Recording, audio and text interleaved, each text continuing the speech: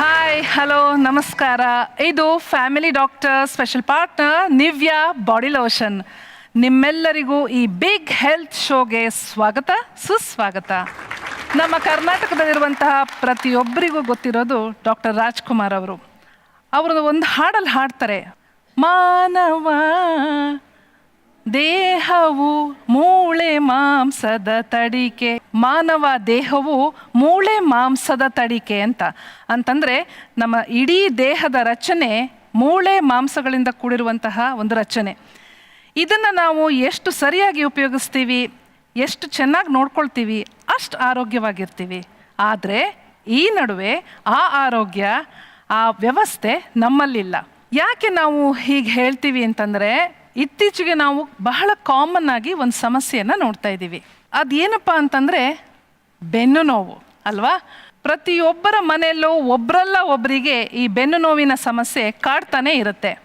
ಇವತ್ತಿನ ಪ್ರತಿಯೊಬ್ಬ ಕನ್ನಡಿಗರ ಮನೆಯಲ್ಲಿ ಒಬ್ಬರಲ್ಲ ಒಬ್ಬರು ಅನುಭವಿಸ್ತಾ ಇರುವಂತಹ ಈ ಬೆನ್ನು ನೋವಿನ ಸಮಸ್ಯೆಯ ಬಗ್ಗೆ ನಾವು ಇವತ್ತಿನ ಈ ಸಂಚಿಕೆಯಲ್ಲಿ ಪರಿಹಾರ ಕಂಡುಕೊಳ್ಳೋಕ್ಕೆ ನಾವು ಮಾತಾಡ್ತಾ ಇದ್ದೀವಿ. ನಮಗೆ ಮಾಹಿತಿಯನ್ನು ಕೊಡೋದಕ್ಕೆ ತಜ್ಞ ಡಾಕ್ಟರ್ಸ್ ಕೂಡ ಈ ಶೋಗೆ ಬಂದಿದ್ದಾರೆ. ಮೊದಲನೇದಾಗಿ ಡಾಕ್ಟರ್ ಆಶಾ, ಅವರು ಫಿಸಿಷಿಯನ್, ಕಾರ್ಯಕ್ರಮಕ್ಕೆ ನಿಮಗೆ ಸ್ವಾಗತ. ಡಾಕ್ಟರ್ ಬಸವರಾಜ್ ಅವರು orthopedic surgeon, welcome to the show. Doctor Anand, ortho and spine surgeon. Doctor Madhusudan, neurologist, ಕಾರ್ಯಕ್ರಮಕ್ಕೆ ನಿಮಗೂ ಕೂಡ ಸ್ವಾಗತವನ್ನು ಕೋರ್ತಾ ಇದ್ದೀವಿ. ದಿನನಿತ್ಯದ ಜೀವನದಲ್ಲಿ ನೀವು ಯಾವ ತರಹ ಬೆನ್ನು ನೋವನ್ನು ಎದುರಿಸ್ತಾ ಇದ್ದೀರಾ, ಕಷ್ಟಪಡ್ತಾ ಇದ್ದೀರಾ, ಅದು ನಿಮ್ಮನ್ನು ಹೇಗೆ ಡಿಸ್ಟರ್ಬ್ ಮಾಡ್ತಾ ಇದೆ? ನಾನು ಹೌಸ್ ವೈಫ್ ಅಂದರೆ ಕೆಲಸನೂ ಮಾಡ್ತೀನಿ, ಮನೆ ಕೆಲಸ ಮಾಡೋಕೆ ಹೋಗ್ತೀನಿ. ಅಲ್ಲಿ ಮನೆ ಕೆಲಸ ಮಾಡಿದಾಗ ಈ ಬಟ್ಟೆ ಹೋಗಿದಾಗ ಪ್ಲಸ್ ಪಾತ್ರೆ ತೊಳೆದಾಗ ಮನೆ ಒರೆಸ್ಬೇಕಾದ್ರೆ ಈ ಕೋಲು ಹಿಡ್ಕೊಂಡು ಒರೆಸಿದಾಗ ಅಷ್ಟು ಪೇಯ್ನ್ ಬರಲ್ಲ. ಇದು ಬಗ್ಗು ಹೊರಿಸಿದಾಗ ತುಂಬ ಪೇಯ್ನ್ ಬರುತ್ತೆ. ಅದು ಏನಕ್ಕೆ ಅನ್ನೋದು ಪ್ರಶ್ನೆ. ನಾನು ಟೈಲರ್ ಕೆಲಸ ಮಾಡ್ತೀನಿ. ಬಟ್ಟೆಗಳು ಜಾಸ್ತಿ ಹೊಲಿಯೋದನ್ನ ಬೆಳಗ್ಗೆಯಿಂದ ಸಾಯಂಕಾಲ ಗಂಟೆ ನೈಟ್ 9 ಗಂಟೆವರೆಗೂ ಹೊಲಿತಾನೆ ಇರ್ತೀವಿ. ಹೊಲ್ದು ನೈಟ್ ಮನೇಲೂ ಮಾಡಬೇಕು ಮತ್ತು ಹೊಲಿಬೇಕು. ನೈಟ್ ಮನಗಬೇಕಂದ್ರೆ ತುಂಬ ಪೇಯ್ನ್ ಬರುತ್ತೆ, ನಿದ್ದೆನೇ ಮಾಡೋಕ್ಕಾಗಲ್ಲ, ಅಷ್ಟು ಪೇಯ್ನ್ ಬರುತ್ತೆ. ಕೆಲಸ ಮಾಡೋದಕ್ಕೆ ಬಿಡದೆ ಯಾವ ಥರ ಬೆನ್ನು ಬರ್ತಾ ಇದೆ? ನಾನೊಬ್ಳು ಉದ್ಯೋಗಸ್ಥ ಮಹಿಳೆ ಆದ ಕಾರಣದಿಂದ ಸಾಕಷ್ಟು ಕಂಪ್ಯೂಟರ್ ಮುಂದೆ ಕೂತ್ಕೊಳ್ಬೇಕಾಗಿ ಬರುತ್ತೆ. ಅದು ಒಂದೊಂದ್ಸಲ ತುಂಬ ಉಲ್ಪಣಗೊಳ್ಳುತ್ತೆ. 7ರಿಂದ 8 ವರ್ಷದಿಂದ ಇದೆ. ಸೊ ಈ ಒಂದೊಂದ್ಸಲ ಏನು ಮಾಡಬೇಕು ಅಂತ ಗೊತ್ತಾಗಲ್ಲ. ನನಗೆ ಹೆವಿ ಅಂದರೆ ಕೂತಿರ್ತೀನಿ, ಒಂದೊಂದ್ಸಲ ಬಗ್ಬಿಟ್ಟು ಏನಾದರೂ ಜಸ್ಟ್ ಹೀಗೆ ಕೂತ್ಕೊಂಡೇ ಇದ್ರೆ ಸ್ವಲ್ಪ ಜಾಸ್ತಿ ಈ ಕಡೆ ನೋವು ಜಾಸ್ತಿ ಬರುತ್ತೆ. ಓಕೆ. 9 o'clock ಇಂದ ನಾವು 6 o'clock ವರೆಗೂ ಮಾರ್ಕೆಟಿಂಗ್ ಎಕ್ಸಿಕ್ಯೂಟಿವ್. ಸೊ ಬೈಕ್ ಮೇಲೆ ಇರ್ತೀವಿ. ಸೊ ಈವ್ನಿಂಗ್ ಆದ ತಕ್ಷಣ ನಮಗೆ ಪೇನ್ ಕಾಣುತ್ತೆ. ಅದು ಯಾವ ರೀತಿ ನಾವು ವರ್ಕೌಟ್ ಮಾಡ್ಕೋಬೇಕು ಅಂತ. ನನಗೆ ಸಿಸೇರಿಯನ್ ಆದಮೇಲೆ ತುಂಬಾ ಬ್ಯಾಕ್ ಪೇನ್ ಬರುತ್ತೆ. ಅಂದರೆ ಬ್ಯಾಕ್ ಪೇನ್ ಬಂದರೆ ಕೂತ್ಕೊಳ್ಳೋಕ್ಕೂ ಆಗಲ್ಲ. ಮತ್ತೆ ನಟ್ಕೆ ಥರ ಬರುತ್ತಲ್ವ, ಅದು ಬಗ್ದಾಗ ಹೆದ್ದಾಗ ತುಂಬಾ ಪೇನ್ ಆಗುತ್ತೆ ಮ್ಯಾಮ್. ಡಾಕ್ಟರ್ಸಂಗೆ ಕೇಳಿದ್ರೆ ಸಿಸೇರಿಯನ್ ಆದಮೇಲೆ ಕಾಮನ್ ಅಂತ ಹೇಳಿದ್ರು. ಸೊ ಎಕ್ಸಸೈಸ್ ವರ್ಕೌಟ್ ಮಾಡೋದು ಸಹಿತ ತುಂಬಾ ಪೇನ್ ಆಗ್ತಿದೆ ಮ್ಯಾಮ್. ತುಂಬ ಪೇನ್ ಬರುತ್ತೆ. ಸೊ ಅದು ನಿಮ್ಮನ್ನು ತುಂಬ ಡಿಸ್ಟರ್ಬ್ ಮಾಡ್ತಾ ಇದೆ ಅಲ್ವಾ? ಇವನ್ ವರ್ಕ್ ಮಾಡೋಕ್ಕೆ ಸಹಿತ ಆಗಲ್ಲ. ಒಂದು ಬೇಬಿನ ಎತ್ಕೊಳ್ಳೋದಕ್ಕೂ ನನ್ನ ಕೈಲಿ ಆಗ್ತಿಲ್ಲ, ಅಷ್ಟು ಪೇನ್ ಬರ್ತಿದೆ. ನಾವು ತುಂಬ ಸ್ಟಿಫ್ ಆಗಿರ್ತೀವಿ ಯಾವಾಗಲೂ. ಸ್ಟ್ರೈಟಾಗಿ ಅಂದರೆ like the back will be always stiff ಆಗಿರುತ್ತೆ. ನಾವು ಅದನ್ನು ಎಕ್ಸಸೈಸ್ ಮಾಡಲ್ಲ ಮೋಸ್ಟ್ ಆಫ್ ದ ಟೈಮ್. ಅದಕ್ಕೆ ನನಗೆ ಸ್ಟಿಫ್ ಆಗಿರೋದೇ ಕಾರಣ ಅಂತ ನನಗೆ ಅನಿಸುತ್ತೆ. ನಾನು ಅಷ್ಟೊಂದೇನು ಕೆಲಸ ಮಾಡಲ್ಲ. ಅಂದರೆ ಬೆಳಿಗ್ಗೆಯಿಂದ ಸಂಜೆ ನೈಟ್ ಮಲಗೋವರೆಗೂ ನನಗೇನು ತೊಂದರೆ ಇರಲ್ಲ. ಮಲಗಿದ್ವಿ ಅಂದರೆ ಇನ್ನೇನು ಬೆಳಗಿನ ಜಾವ ಬರ್ತಾ ಇದೆ ಅನ್ನೋಂಗೆ ತುಂಬ ಬ್ಯಾಕ್ ಪೇನ್ ಬರುತ್ತೆ. ಬೆಳಗಿನ ಜಾವ ಬ್ಯಾಕ್ ಪೇನ್. ಅದು ಹಿಂಗೆ ತಿರ್ಗಕ್ಕಾಗಲ್ಲ, ಈಗ ತಿರ್ಗಕ್ಕಾಗಲ್ಲ. ಓಕೆ. ಅಟ್ಲೀಸ್ಟ್ ದಿಂಬಿಟ್ಕೊಳ್ಳೋಣ, ಇಲ್ಲಿ ದಿಂಬಿಟ್ಕೊಂಡು ಮಲಗಿದ್ರೂ ಆ ಪೇನ್ ಹೋಗಲ್ಲ. ತುಂಬ ಕಷ್ಟ ಕೊಡುತ್ತೆ ಅದು. ಈ ಥರ ಬೆನ್ನು ನೋವಿಗೆ ಇವ್ರು ಕೊಟ್ಟಂತಹ ಕಾರಣಗಳಲ್ಲಿ ಯಾವುದು ಸರಿಯಾದ ಕಾರಣ, ಯಾವುದು ಸರಿ ಅಲ್ಲದ ಕಾರಣ? ಮೋಸ್ಟ್ ಇಂಪಾರ್ಟೆಂಟ್ ಅಂದರೆ ಪಾಸ್ಚರ್ ಕರೆಕ್ಟ್ ಆಗಿರಬೇಕು. ತುಂಬ ಹೊತ್ತು ಕೂತ್ಕೊಂಡಿದ್ದಾಗ ಪಾಸ್ಚರ್ ಸ್ವಲ್ಪ ಸ್ಲೌಚ್ ಮಾಡ್ತೀವಲ್ಲ, ಅದರಿಂದ ಬ್ಯಾಕ್ ಪೇನ್ ಬರುತ್ತೆ. ಯೂಶ್ವಲಾಗಿ ಶೋಲ್ಡರ್ಸ್ ರೋಲ್ ಮಾಡಬೇಕು, ಬ್ಯಾಕ್ ಸ್ಟ್ರೇಟ್ ಆಗಿರಬೇಕು, ಕಾಲು ನೆಲದ ಮೇಲೆ ಇರಬೇಕು, ಥೈಸು ಲೆಗ್ ಗ್ರೌಂಡ್ಗೆ ಪ್ಯಾರಲಲ್ ಇರಬೇಕು, ಹ್ಯಾಂಡ್ಸ್ ಆಮ್ರೆಸ್ಟ್ ಮೇಲೆ ಇರಬೇಕು. ಆಮೇಲೆ ಕಂಪ್ಯೂಟರ್ ಮಾನಿಟರ್ ಏನಾದರೂ ಕಂಟಿನ್ಯೂಸ್ ಆಗಿ ನೋಡಬೇಕು ಅಂದರೆ ಕರೆಕ್ಟ್ ಐ ಲೆವೆಲಲ್ಲಿರಬೇಕು. ಆಗ ಬ್ಯಾಕ್ ವಿಲ್ ಬಿ ರಿಲ್ಯಾಕ್ಸ್ಡ್. ಇಲ್ಲ ಅಂದರೆ ಅದು ಸ್ವಲ್ಪ ಹೊತ್ತು ಆಗ್ತಾ ಇದ್ದಂಗೆ ತುಂಬ ವರ್ಷ ಆ ಥರ ಮಾಡ್ತಾ ಇದ್ರೆ ಬ್ಯಾಕ್ ಪೇನ್ ಬರೋ ಚಾನ್ಸಸ್ ಇದೆ. ನಾನು ಸ್ಟ್ಯಾಚ್ಯೂ ಅಂತೀನಿ, ಫ್ರೀಸ್. ಬನ್ನಿ ಡಾಕ್ಟರ್, ನೋಡಿ ಇವರಲ್ಲಿ ಯಾರು ಹೇಗೆ ಕೂತಿದ್ದಾರೆ ನೋಡಿ. ಬನ್ನಿ, ಯಾರು ಅಲ್ಲಾಡಬಾರ್ದು. ಹಾಗೆ ನೋಡ್ಬಿಟ್ಟು ಇದರಲ್ಲಿ ಯಾರು ಸರಿಯಾಗಿ ಕೂತಿದ್ದಾರೆ, ಯಾರು ಸರಿಯಾಗಿ ಕರೆಕ್ಟ್ ಏನು ಮಾಡೋದು ಬೇಡ. ಸರಿಯಾಗಿ ಕೂತಿದ್ದಾರೆ ಇವರು? Yes, okay. ಐ ಥಿಂಕ್ ಮೇಡಮ್ದು ಪೋಸ್ಟರ್ ಸ್ವಲ್ಪ ರಾಂಗ್ ಇದೆ. ಆ್ಯಕ್ಚುಲಿ ವೆನ್ ಯು ಸಿಟ್ ಕುತ್ಕೊಂಡಾಗ ಮೇನ್ ಇಂಪಾರ್ಟೆಂಟ್ ಇರೋದು ಇಯರ್ ಲೋಬ್ಯೂಲ್ ಇದು ಶೋಲ್ಡರ್ ಲೆವೆಲಲ್ಲಿ ಇರಬೇಕು, ಪ್ಲಸ್ ಅದ್ರ ಜೊತೆ ಇದು ಹಿಪ್ ಜಾಯಿಂಟ್ ಜೊತೆ ಕಾಂಗ್ರುವೆಂಟ್ ಆಗಿರಬೇಕು, one straight line. So that's the correct position. ಈ ಥರ ಕುತ್ಕೊಂಡಾಗ ಸೆಂಟರ್ ಆಫ್ ಗ್ರಾವಿಟಿ ಒಂದು ಪರ್ಪೆಂಡಿಕ್ಯುಲರ್ ವೇ ಅಲ್ಲಿ ಹೋಗುತ್ತೆ. ಸೊ ಅವಾಗ ಬ್ಯಾಕ್ ಪೇನ್ ಯೂಶಲಿ ಬರಲ್ಲ. That's a correct posture. ಇವಾಗ ನಿಜವಾಗ್ಲೂ ಬ್ಯಾಕ್ ಪೇನ್ ಬರೋ ಥರ ಯಾರು ಕೂತಿದ್ದಾರೆ ಇಲ್ಲಿ? This is exactly called as slouching. ಈ ಪರ್ಟಿಕ್ಯುಲರ್ ಪೊಸಿಷನ್ ನೀವು ಕುತ್ಕೊಂಡಿದಾರಲ್ಲ, ಹೌದು, ಈ ಪರ್ಟಿಕ್ಯುಲರ್ ಪೊಸಿಷನ್ ಅಲ್ಲಿ ಡೆಫಿನೆಟ್ಲಿ ಬ್ಯಾಕ್ ಪೇನ್ ಬರುತ್ತೆ. ಬೆಂಡ್ ಮಾಡ್ಕೋತಿದ್ದೀರಾ? ಸ್ಟ್ರೈಟ್ ಆಗಿ ಕೂತ್ಕೊಳ್ಳಿ. ಸೊ ಅದ್ ಬಿಟ್ರೆ ಐ ಥಿಂಕ್ ಮೇಡಮ್ನು ಸ್ವಲ್ಪ ಮಟ್ಟಿಗೆ ಸ್ಲೌಚ್ ಮಾಡ್ತಾ ಇದ್ದಾರೆ. ಹೀಗೆ ಕೂತ್ಕೋಬಹುದು ಸ್ಟಿಫ್ ಆಗಿ, Stiff ಆಗಿ ಕೆಲಸ ಮಾಡಕ್ಕಾಗಲ್ಲ ಡಾಕ್ಟರ್. ಅಲ್ಲ, ಬಟ್ ಅದು ಕಾನ್ಶಿಯಸ್ಲಿ ಅದೇ ಕರೆಕ್ಟ್ ಪೊಸಿಷನ್. ಪೋಸ್ಚರ್ನ ನಾವು ಸೆಕೆಂಡ್ ನೇಚರ್ ಅಂತ ಕರಿತೀವಿ. ರಾಂಗ್ ಪೋಸ್ಚರ್ ಲಾಂಗ್ ಡ್ಯೂರೇಷನ್ ಅವ್ರಿಗೂ ಪ್ರಾಕ್ಟೀಸ್ ಮಾಡಿದರೆ ಸಬ್ ಕಾನ್ಷಿಯಸ್ಲಿ ಸ್ವಲ್ಪ ಹೊತ್ತು ನಾವು ಸ್ಟ್ರೇಟಾಗಿ ಕುತ್ಕೋಬೋದು, ಬಟ್ ಸ್ವಲ್ಪ ಹೊತ್ತು ಆದಮೇಲೆ on its own second nature. So second ನೇಚರ್ನೇ ನಮಗೆ ಕಾಣಿಸ್ಕೊಳ್ಳುತ್ತೆ. After some years probably straight ಕುತ್ಕೊಂತ ಅಟ್ಲೀಸ್ಟ್ 80% ಆಫ್ ದ ಟೈಮ್ ನಾವು ಸಬ್ ಕಾನ್ಷಿಯಸ್ಲಿ ಕರೆಕ್ಟ್ ಪೋಸ್ಟರಲ್ಲಿ ಕುತ್ಕೊಂತೀವಿ. Okay, thank you so much. ಅಲ್ಲ, ಎಲ್ಲ ಕಾರಣಗಳು ಬರೀ ಪೋಸ್ಚರಿಂದ ಬರ್ತವೆ ಅಂತ ಹೇಳಿಲ್ಲ. ಒಬ್ರು ಹೇಳಿದ್ರು, ನಾನು ಮಲ್ಕೊಂಡಿರ್ತೀನಿ ಡಾಕ್ಟ್ರೇ, ಬೆಳಿಗ್ಗೆ ಎದ್ದ ತಕ್ಷಣ ನೋವು ಬಂದ್ಬಿಡುತ್ತೆ ತುಂಬಾ ಅಂತಂದ್ರು. ದಟ್ ಇಸ್ ಕಾಲ್ಡ್ ಸ್ಟಿಫ್ನೆಸ್ ಅಂತ ಹೇಳ್ತೀವಿ. ಸ್ಟಿಫ್ನೆಸ್ ಯಾವಾಗ ಬರುತ್ತೆ ಅಂದರೆ ನಾವು ಬೆನ್ ಯೂಸ್ ಮಾಡಿರೋದಿಲ್ಲ, ಇಲ್ಲ ಕೂತ್ಕೊಂಡಿರ್ತೀವಿ ಭಾಳ ಹೊತ್ತನ, ಸ್ವಲ್ಪ ಕೂತ್ಕೊಂಡು ಕೆಲಸ ಮಾಡೋಕ್ಕೆ ಶುರು ಮಾಡಿದರೆ ನೋವಾಗುತ್ತೆ. ಸ್ಟಿಫ್ನೆಸ್ ಒಂದು 2-3 ಕಾರಣ ಇದ್ದಾವೆ. ಒಂದು ವೇರ್ ಆ್ಯಂಡ್ ಟೇರಿಂದ ಇರ್ಬೋದು, ಇಲ್ಲ ಅಂದರೆ ಇನ್ಫ್ಲಮೇಟರಿ ಡಿಸೀಸಸ್ ಅಂತ ಹೇಳ್ತೀವಿ, ಅದರಿಂದ ಬರುತ್ತೆ. ಇನ್ನೊಬ್ರು ಹೇಳಿದ್ರು ನಾನು ಬಕೆಟ್ ಎತ್ತಿದ್ರೆ ನೋವು ಬರುತ್ತೆ ಅಂತ ಹೇಳಿದ್ರು. ಬಕೆಟ್ ಎತ್ತಿದ್ರೆ ಆಮೇಲೆ ಅವ್ರು ಇನ್ನೊಬ್ರು ಹೇಳಿದ್ರು ಕೂತ್ಕೊಂಡ್ರೆ ಸ್ಟ್ರೆಸ್ ರಿಲೇಟೆಡ್ ಅಂತ ಹೇಳಿದ್ರು. ಸ್ಟ್ರೆಸ್ಗೂ ನೋವು ಬರುತ್ತೆ. ಇಫ್ ಇನ್ ಕೇಸ್ ಸ್ಟ್ರೆಸ್ ಇತ್ತಂತಂದ್ರೆ ಅವಾಗ ಅದು ಮಸಲ್ಸ್ ಟೈಟನ್ ಆಗುತ್ತೆ.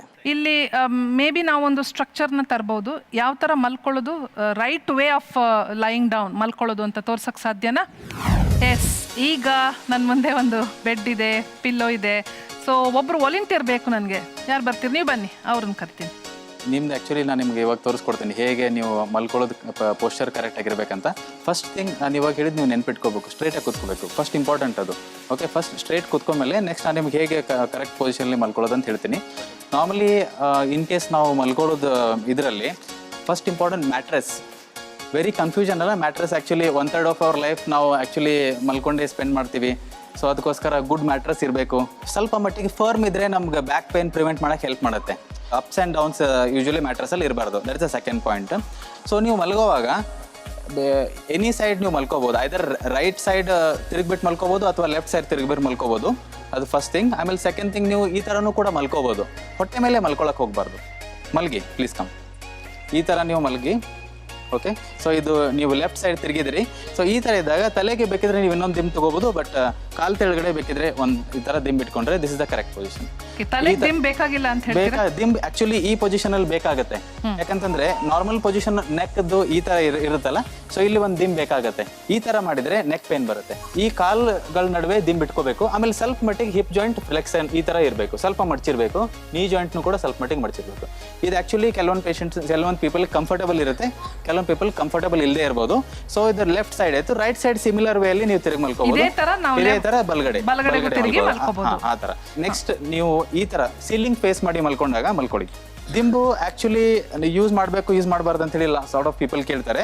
ಫಸ್ಟ್ ಆಫ್ ಆಲ್, ದಿಂಬು ಯೂಸ್ ಮಾಡಬೇಕಾದ್ರೆ ನಿಮ್ಗೆ ಬೇಕಿದ್ರೆ ಯೂಸ್ ಮಾಡ್ಬೋದು, ಬೇಡ ಅಂದ್ರೆ ಯೂಸ್ ಮಾಡೋದೇನು ನೆಸೆಸಿಟಿ ಇಲ್ಲ. It's not a compulsion. ಇದು ಸ್ವಲ್ಪ ಇದು ಜಾಸ್ತಿನೇ ಆಯ್ತು.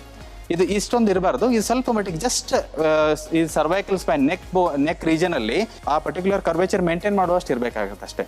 ನೆಕ್ಸ್ಟ್ ಈ ಭಾಗದಲ್ಲಿ ಇಲ್ಲಿನೂ ಕೂಡ ನಮ್ದು ಲಾರ್ಡೋ ಸ್ವಲ್ಪ ಮಟ್ಟಿಗೆ ಕರ್ವೇಚರ್ ಇರುತ್ತೆ. ಈ ತರ ಬ್ಯಾಕ್ ಕಂಪ್ಲೀಟ್ಲಿ ಸ್ಟ್ರೇಟ್ ಆಗಿಲ್ಲ. ಸೊ ಒಂದು ಕರ್ವ್ ಇಲ್ಲಿ ನೆಕ್ ರೀಜನ್ ಅಲ್ಲಿ ಇರುತ್ತೆ. ಆ ಕರ್ವನ್ನ ನಾವು ಮೇಂಟೈನ್ ಮಾಡಕ್ಕಂತ ಹೇಳಿ ದಿಂಬು ಇಟ್ಕೊಂತೀವಿ ಕತ್ತೆಗೆ. ಅದೇ ತರ ಇಲ್ಲಿನೂ ಕೂಡ ಬ್ಯಾಕ್ ರೀಜನ್ ಅಲ್ಲಿ ಒಂದು ದಿಂಬು ಇಟ್ಕೋಬೇಕಾಗುತ್ತೆ. ಸ್ಮಾಲ್ ಪಿಲ್ಲೋ ಅಥವಾ ಫೋಲ್ಡೆಡ್ ಶೀಟ್. ಸೊ ಈ ತರ ಇಟ್ಕೊಂಡಾಗ ನಾರ್ಮಲಿ ಈ ಕರ್ವೇಚರ್ ಮೇಂಟೈನ್ ಆಗುತ್ತೆ. ಸೊ ಅಲ್ಲಿ ಏನು ಗ್ಯಾಪ್ ಇರಲ್ಲ. ಸೊ ಗ್ಯಾಪ್ ಇಲ್ಲದೆ ಇರುವಾಗ ಅಲ್ಲಿ ಸ್ವಲ್ಪ ಮಟ್ಟಿಗೆ ಸಪೋರ್ಟ್ ಸಿಗುತ್ತೆ. ಅಲ್ಲಿನೂ ಸಪೋರ್ಟ್ ಸಿಗುತ್ತೆ, ಇಲ್ಲಿನೂ ಸಪೋರ್ಟ್ ಸಿಗುತ್ತೆ. ಸೊ ಈ 3 best positions for sleeping. Don'ts actually ಹೊಟ್ಟೆ ಮೇಲೆ ಮಲ್ಕೊಳಕ್ ಹೋಗ್ಬಾರ್ದು. ಹೊಟ್ಟೆ ಮೇಲೆ ಮಲ್ಕೊಳ್ಳಿ. ಇವಾಗ ನೋಡಿ, ಇದು ಕಂಪ್ಲೀಟ್ಲಿ ರಾಂಗ್ ಪೋಸ್ಚರ್. ಯಾಕಂದ್ರೆ ಸ್ಪೈನ್ ಸ್ವಲ್ಪ ಮಟ್ಟಿಗೆ ಸ್ಟ್ರೆಸ್ ಆಗುತ್ತೆ ಈ ತರ. ತುಂಬಾ ಜನ ಹೀಗೆ ಮಲ್ಕೋತಾರೆ. ಆಕ್ಚುಲಿ ಸ್ವಲ್ಪ ಮಟ್ಟಿಗೆ ಇದೆ ರೆಗ್ಯುಲರ್ಲಿ ಈ ತರ ಮಲ್ಕೊಳ್ಳೋರಿಗೆ ಸ್ವಲ್ಪ ಮಟ್ಟಿಗೆ ಬ್ಯಾಕ್ ಪ್ರಾಬ್ಲಮ್ಸ್ ಅರ್ಲಿ ಬರ್ಬೋದು. ಡಾಕ್ಟರ್ ಬಸವರಾಜ್, ಆ್ಯಡ್ ಆನ್ ಮಾಡ್ತೀರಾ ಈ ಪಾಯಿಂಟ್ಸ್ಗೆ? ನಿಮ್ಮ ಏನು ಹೇಳ್ತೀರಾ ನೀವು ಇದಕ್ಕೆ ಅಂತ? ಮಲ್ಕೊಳೋಕ್ಕಿಂತ ಮುಂಚೆ ಹೇಗೆ ಮಲ್ಕೊಳ್ತೀವಿ, ಹೇಗೆ ಹೇಳ್ತೀವಿ ಅನ್ನೋದು ಅದನ್ನು ಇಂಪಾರ್ಟೆಂಟು. ಸೊ ಸೈಡಿಂದ ಹೇಳೋದು ತುಂಬ ವಾಸಿ. ಈಗ ಸ್ವಲ್ಪ ಈ ಕಡೆ ಟರ್ನ್ ಆಗಿವ್ರೆ. ಓಕೆ, ಸೊ ಬುಕ್ ಏನು ಹೇಳುತ್ತೆ ಅಂತಂದರೆ ಈ ಸೈಡಿಂದ ಹೇಳೋದ್ರಿಂದ ಸ್ಪೈನ್ ಮೇಲೆ ಜಾಸ್ತಿ ಸ್ಟ್ರೈನ್ ಆಗೋದಿಲ್ಲ ಅಂತಾರೆ. ಈ ಕಾಲನ್ನು ಸ್ವಲ್ಪ ಮುಂಚೆ ಕೆಳಗೆ ಬಿಡಬೇಕು. ಈ ಕಾಲು ಕೆಳಗೆ ಬಿಟ್ಕೊಂಡು ಆಮೇಲೆ ಕೈ ಮೇಲೆ ತೇಡಿ ಹೇಳ್ಬೇಕು. ಈ ಸಪೋರ್ಟ್ ತೊಗೊಂಡು ಹೇಳ್ಬೋದು. ದಿಢೀರ್ ಅಂತ ಹೇಳೋದು ಬೇಡ, ಸ್ವಲ್ಪ ಸ್ಪೈನ್ ಮೇಲೆ ಸ್ಟ್ರೈನ್ ಆಗೋದಿಲ್ಲ. Spine is nothing but there are so many joints, ಅದ್ರ ಮೇಲೆ ಸ್ಟ್ರೆಸ್ ಆಗುತ್ತೆ ಅಂತಂದು. ಒಬ್ಬ ಸಾಮಾನ್ಯ ವ್ಯಕ್ತಿಯನ್ನ ಬೆನ್ನೋವು ಹೇಗೆ ಹಿಡಿದುಕೊಳ್ಳುತ್ತೆ ಅಂತಂದ್ರೆ ಆ ಫಿಸಿಯಾಲಜಿ ಏನು ಹೇಳ್ತೀರಾ ಅಂತ? ನೀವೆಲ್ಲರೂ ಕೇಳಿದ್ರಿ ಪ್ರಶ್ನೆ, ಏನು ಕೆಲಸ ಮಾಡ್ತೀರಾ, ಯಾವಾಗ ನೋವು ಬರುತ್ತೆ, ಅದು ಯಾವ ಥರ ನೋವು. ಸೊ ಇದು ಎಷ್ಟ್ರ ಮೇಲೆ ಅದು ಡಿಪೆಂಡ್ ಆಗಿರುತ್ತೆ. ಈಗ ಕರೆಂಟಿನ ಶಾಕ ಬಂದಂಗೆ ಆಗುತ್ತೆ ಅಂತಂದರೆ ಸ್ವಲ್ಪ ಏನೋ ಸ್ಲಿಪ್ ಡಿಸ್ಕ್ ಆಗಿ ನರದ ಮೇಲೆ ಪ್ರೆಷರ್ ಇದೆ ಅಂತ ಒಂದಾಗುತ್ತೆ. ಇನ್ನೂ ಒಬ್ಬೊಬ್ಬರು ಇಲ್ಲ ಕಾಯಂ ಏನಾದರೂ ಕೆಲಸ ಮಾಡಿದಾಗ ನೋವಾಗುತ್ತೆ ಅಂತ ಹೇಳ್ತಾರೆ. So kind of a strain ಅಂತ ಗೊತ್ತಾಗುತ್ತೆ. ಇನ್ನೊಬ್ರು ಹೇಳ್ತಾರೆ ಬೆಳಿಗ್ಗೆ ಎದ್ದ ತಕ್ಷಣ ನೋವು ಜಾಸ್ತಿ ಆಗುತ್ತೆ ಅಂತಂದರೆ it is because of wear and tear, ಇಲ್ಲ ಅಂದರೆ ಇನ್ಫ್ಲಮೇಟರಿ ಆರ್ಥರೈಟಿಸ್ ಅಂತ ಹೇಳ್ತೀವಿ. ಒಳಗೆ ಯಾವ ಥರದ ಸ್ಟ್ರಕ್ಚರ್ ಮೇಲೆ ಯಾವ ಥರ ಬದಲಾವಣೆ ಆಗುತ್ತೆ, ಸ್ಟ್ರಕ್ಚರ್ ಹೇಗಿರುತ್ತೆ, ಅದು ಯಾವ ಬದಲಾವಣೆ ಅಂತ? ಮೊದಲು ಫಸ್ಟ್ ನಾವು ಹೇಳ್ದಂಗೆ ಮಸಲ್ಸ್ ಇರುತ್ತೆ ಹಿಂದೆ, ಅದಾದಮೇಲೆ ಲಿಗಮೆಂಟ್ಸ್ ಇರುತ್ತೆ, ಅದಾದಮೇಲೆ ಬೋನ್ಸ್ ಇರುತ್ತೆ. Bones means spine. ಆ ಸ್ಪೈನ್ ಆದಮೇಲೆ ಒಳಗಡೆ ಸ್ಪೈನ್ ಸ್ಟ್ರಕ್ಚರ್ಸ್ ಇರುತ್ತೆ. ಒಂದು ಸ್ಪೈನ್, ಅದಕ್ಕೆ ಜಾಯಿಂಟ್ಸ್ ಇರುತ್ತೆ. ಮೇಲ್ಗಡೆ ಫೆಸೆಟ್ ಜಾಯಿಂಟ್ಸ್ ಅಂತ ಹೇಳ್ತೀವಿ, ಮತ್ತು ಡಿಸ್ಕ್ ಜಾಯಿಂಟ್ ಅಂತ ಹೇಳ್ತೀವಿ. ಆ ಡಿಸ್ಕಲ್ಲಿ ಕೆಳಗಡೆ ನ್ಯೂಕ್ಲಿಯಸ್ ಪಲ್ಪೋಸಿಸ್ ಅಂತ ಒಂದು ಸ್ಟ್ರಕ್ಚರ್ ಇರುತ್ತೆ. ಮಧ್ಯದಲ್ಲಿ ಆ ಸ್ಪೈನ್ ಏನು ಮೂಳೆ ಇರುತ್ತೆ ಅದ್ರ ಮಧ್ಯದಲ್ಲಿ ಒಂದು ದೊಡ್ಡ ನರ್ವ್ ಬರುತ್ತೆ, that is called spinal cord. ಅದರಿಂದ ಬರುವಂಥ 2 ಸಣ್ಣ ಸಣ್ಣ ನರಗಳಿಗೆ ನರ್ವ್ ರೂಟ್ಸ್ ಅಂತ ಹೇಳ್ತೀವಿ. ಆ ರೂಟ್ಸ್ ಬಂದ್ಬಿಟ್ಟು ಆ ಜಾಯಿಂಟ್ಸ್ಗಳ ಮಧ್ಯದಲ್ಲಿ ಹೊರಗಡೆ ಬರುತ್ತೆ. ಬಂದು ಹೊರಗಡೆ ನಮ್ಮ ಕೈಗೆ, ಕಾಲಿಗೆ ಮತ್ತು ಎಲ್ಲ ಭಾಗಕ್ಕೂ ಕೊಡುವಂಥ ನರ್ವು ಶಕ್ತಿ ಬರುವಂಥದ್ದು, ಮಸಲ್ಸಿಗೆ ಸಪ್ಲೈ ಮಾಡೋಂಥ ನರಗಳು ಅಲ್ಲಿಂದನೇ ಬರೋದು. ಬಟ್ ಆ್ಯಕ್ಚುಲಿ ನಾವು ಬ್ಯಾಕ್ ಪೇನ್ ಅಂತೀವಲ್ಲ, ಇಷ್ಟುದ್ದ ಬ್ಯಾಕಲ್ಲಿ ಪೇನ್ ಎಲ್ಲೆಲ್ಲಿ ಯಾವ ಥರ ಬರುತ್ತೆ ಅಂತ? ಈ ಡಿಸ್ಕ್ ಏನಾರು ಪ್ರೊಲ್ಯಾಪ್ಸ್ ಆದರೆ ಮೂಳೆ ಸವಿತಾ ಡಿಸ್ಕಲ್ಲಿ ಅಂದರೆ ನ್ಯೂಕ್ಲಿಯಸ್ ಪಲ್ಪೋಸಸ್ ಅಂತ ಇರುತ್ತೆ, ಅದು ಏನಾರು ಪ್ರೊಲ್ಯಾಪ್ಸ್ ಆಗಿ ನರಗಳಿಗೆ, ಸರ್ ಹೇಳಿದ್ರೆ 2 ಕಡೆ ನರಗಳು ಬರುತ್ತೆ ಅಂತ ಹೇಳಿದೆ ನಾನು. ಆ ನರಗಳಿಗೆ ಏನಾರು ಒತ್ತಡ ಬಿದ್ದರೆ we get pain called radicular pain ಅಂತ ಹೇಳ್ತೀವಿ. ರ್ಯಾಡಿಕ್ಯುಲರ್ ಪೇನ್ ಅಂದರೆ ಆ ಪೇನು ಬೆನ್ನಲ್ಲಿದ್ರೂ ಅದು ಕಾಲು ತನಕ ಶಾಕ್ ಕೊಡ್ದಂಗೆ ಹೊಡಿಬೋದು. That is called sciatica. ಕಾಲಿಗೆ ಬಂದರೆ ಶಿಯಾಟಿಕ ಅಂತ ಹೇಳ್ತೀವಿ, ಇಲ್ಲೂ ಬಂದರೆ ನಾವು ಸರ್ವೈಕಲ್ ರ್ಯಾಡಿಕ್ಯುಲೋಪತಿ ಅಂತ ಹೇಳ್ತೀವಿ. That is nerve related pain. ಈ ಮಾಂಸಖಂಡಗಳ ಪೇನ್ ಅಂದರೆ ಯೂಶಲಿ ಲೋಕಲೈಸ್ಡ್ ಪೇನ್ ಇರುತ್ತೆ. ಲೋಕಲೈಸ್ಡ್ ಅಂದರೆ ಆ ಪರ್ಟಿಕ್ಯುಲರ್ ರೀಜನಲ್ಲಿ ಪೇನ್ ಇರ್ತದೆ. ಕೆಲವೊಮ್ಮೆ ಅದು ಹಿಂದೆ ನಮ್ಮ ಬಟಾಕ್ಸಿಗೆ ಇಲ್ಲ ಥೈಸ್ ತನಕನೂ ಬರ್ಬೋದು. ವೆರೈಟಿ ಆಫ್ ಪೇನ್ಸ್ ಇರುತ್ತೆ. Variety of pain. Those are all simple pains. ಅದರಲ್ಲಿ 2 ಥರ ವಿಂಗಡಣೆ ಮಾಡ್ಬೋದು, acute pain and chronic pain ಅಂತ. ಅಕ್ಯೂಟ್ ಅಂದರೆ ಸಡನ್ ಆಗಿ ಬಂದಿರೋ ಪೇನ್. ಕ್ರಾನಿಕ್ ಪೇನ್ ತುಂಬಾ ದಿನಗಳಿಂದ ಇರುವಂಥ ಪೇನ್ಗಳಿಗೆ ಕ್ರಾನಿಕ್ ಪೇನ್ ಅಂತ ಹೇಳ್ತೀವಿ. ಓಕೆ ಡಾಕ್ಟರ್ ಆನಂದ್, ನಿಮ್ಮನ್ನ ಮತ್ತೆ ಒಂದು ಪ್ರಶ್ನೆ ಕೇಳ್ತೀನಿ. ಮತ್ತೆ ಒಬ್ಬ ವಾಲಂಟಿಯರ್ ಒಬ್ಬರನ್ನ ಕರಿತೀನಿ. ಯಾರಾದರೂ ಬರ್ತೀರಾ ಒಬ್ಬರು? ಇಷ್ಟು ದೊಡ್ಡ ಬೆನ್ನಲ್ಲಿ ಈಗ ನೀವು ಅದನ್ನ ತೋರಿಸಿ ಹೇಳಿದ್ರೆ ಚೆನ್ನಾಗಿರುತ್ತೆ ಅಂತ ಅನ್ಸುತ್ತೆ. ಸ್ಪೈನ್ ಅಂತಂದ್ರೆ ಬೇಸಿಕ್ಲಿ ಇಲ್ಲಿ ಇದು ಸ್ಕಲ್ ಮುಗಿದ್ಮೇಲೆ ಇಲ್ಲಿಂದ ಶುರು ಆಗುತ್ತೆ. Base of the this thing skull ಅಲ್ಲಿಂದ ಶುರು ಆಗಿಬಿಟ್ಟು ಪೂರಾ ಇಲ್ಲಿವರೆಗೂ ಬಂದು ಟೇಲ್ ಬೋನ್ವರೆಗೂ ಬರುತ್ತೆ. ಸೊ ಇಲ್ಲಿಂದ ಹಿಡಿದು ಇಲ್ಲಿವರೆಗೂ ಅರೌಂಡ್ 33 ಬೋನ್ಸ್ ಇದೆ, 33 ಬೋನ್ಸ್ ಇದೆ, 33 ಮೂಳೆಗಳಿದೆ. ಸೊ ಇಲ್ಲಿ ಒಂದು ಮೂಳೆ ಮತ್ತು ಇನ್ನೊಂದು ಮೂಳೆ ನಡುವೆ ಆ್ಯಕ್ಚುಲಿ ಸ್ವಲ್ಪ ಮಟ್ಟಿಗೆ ಗ್ಯಾಪ್ ಇರುತ್ತೆ. ಆ ಗ್ಯಾಪಲ್ಲಿ ಸ್ವಲ್ಪ ಜೆಲ್ ಇರುತ್ತೆ. ಆ ಜೆಲ್ಗೆ ನಾವು ಡಿಸ್ಕ್ ಅಂತ ಹೇಳ್ತೀವಿ. ಸೊ 2 ಮೂಳೆಗಳ ನಡುವೆ ಮತ್ತೆ ಜಾಯಿಂಟ್ಸ್ ಬರುತ್ತೆ, 2 ಜಾಯಿಂಟ್ಸ್, ಒಂದು ಈ ಕಡೆ ಒಂದು ಈ ಕಡೆ. ಸೊ ಈ ಪರ್ಟಿಕ್ಯುಲರ್ ಜಾಯಿಂಟ್ಸಿಗೆ ನಾವು ಜಸ್ಟ್ ಫೆಸೆಟ್ ಜಾಯಿಂಟ್ಸ್ ಅಂತ ಹೇಳಿ ಕರಿತೀವಿ. ಆ್ಯಕ್ಚುಲಿ ಬ್ರೈನಿಂದ ನಮ್ಮ ಬಾಡಿಗೆ ಮೂವ್ಮೆಂಟ್ ಆಗಕ್ಕಂತೇಳಿ, ಕಾಲು ಮೂವ್ಮೆಂಟ್ ಆಗಕ್ಕಂತೇಳಿ, ಸ್ಪರ್ಶ ಗೊತ್ತಾಗಕ್ಕಂತೇಳಿ, ಶಕ್ತಿ ಬರೋಕ್ಕಂತೇಳಿ ಬ್ರೈನಿಂದನೇ ನಮಗೆ ಮೇನ್ ಕನೆಕ್ಷನ್ ಇರುತ್ತೆ. ಸೊ ಆ ಕನೆಕ್ಷನ್ಗೆ ಸ್ಪೈನಲ್ ಕಾರ್ಡ್ ಅಂತ ಹೇಳ್ತೀವಿ. ಸೊ ಸ್ಪೈನಲ್ ಕಾರ್ಡ್ ಒಂದು ಬ್ರಾಂಚ್, ಒಂದು ಟ್ರೀ, ಒಂದು ಗಿಡದ ಒಂದು ಬ್ರಾಂಚ್ ಸಬ್ ಡಿವಿಷನ್ ಆಗುತ್ತೆ. ಈ ಭಾಗದಲ್ಲಿ ಹುಟ್ಟುವಂಥ ನರಗಳು ಭುಜಕ್ಕೆ, ಚೆಸ್ಟ್ ರೀಜನ್ಗೆ, ಈ ಅಪ್ಪರ್ ಭಾಗಕ್ಕೆ ಶಕ್ತಿ ಮತ್ತು ಸ್ಪರ್ಶ ಕೊಡುತ್ತೆ. ಲೋವರ್ ರೀಜನಲ್ಲಿ ಹುಟ್ಟುವಂಥದಕ್ಕೆ ಲಂಬರ್ ರೀಜನ್ ಅಂತೆ, ಲೋ ಬ್ಯಾಕ್ ಪೇನ್. ಸೊ ಆ ಪರ್ಟಿಕ್ಯುಲರ್ ರೀಜನಲ್ಲಿ ಅಲ್ಲಿ ಕಾಲಿಗೆ ನಮಗೆ ಸ್ಪರ್ಶ ಮತ್ತು ಶಕ್ತಿ ಕೊಡೋಕೆ ಹೆಲ್ಪ್ ಮಾಡುತ್ತೆ. ಪೇಷಂಟ್ ಬ್ಯಾಕ್ ಪೇನ್ ಅಂತ ಬಂದಾಗ ಇಲ್ಲೇನೋ ಕಾರಣ ಇಲ್ಲದೇನೆ ಬ್ಯಾಕ್ ಪೇನ್ ಬರ್ಬೋದು. ನಾವು ನಮ್ಮ ದಿನನಿತ್ಯದ ಅಭ್ಯಾಸ, ದಿನಚರಿಯಲ್ಲಿ ನಮ್ಮ ಈ ಬೆನ್ನಿಗೆ ಅಥವಾ ಈ ನೀವೇನು ಹೇಳಿದ್ರಿ ಸ್ಪೈನಲ್ ಕಾರ್ಡ್ ಅಂತ, ಅದಕ್ಕೆ ನಾವು ಯಾವ ಥರ ತೊಂದರೆ ಕೊಡ್ತೀವಿ ಅಂತ?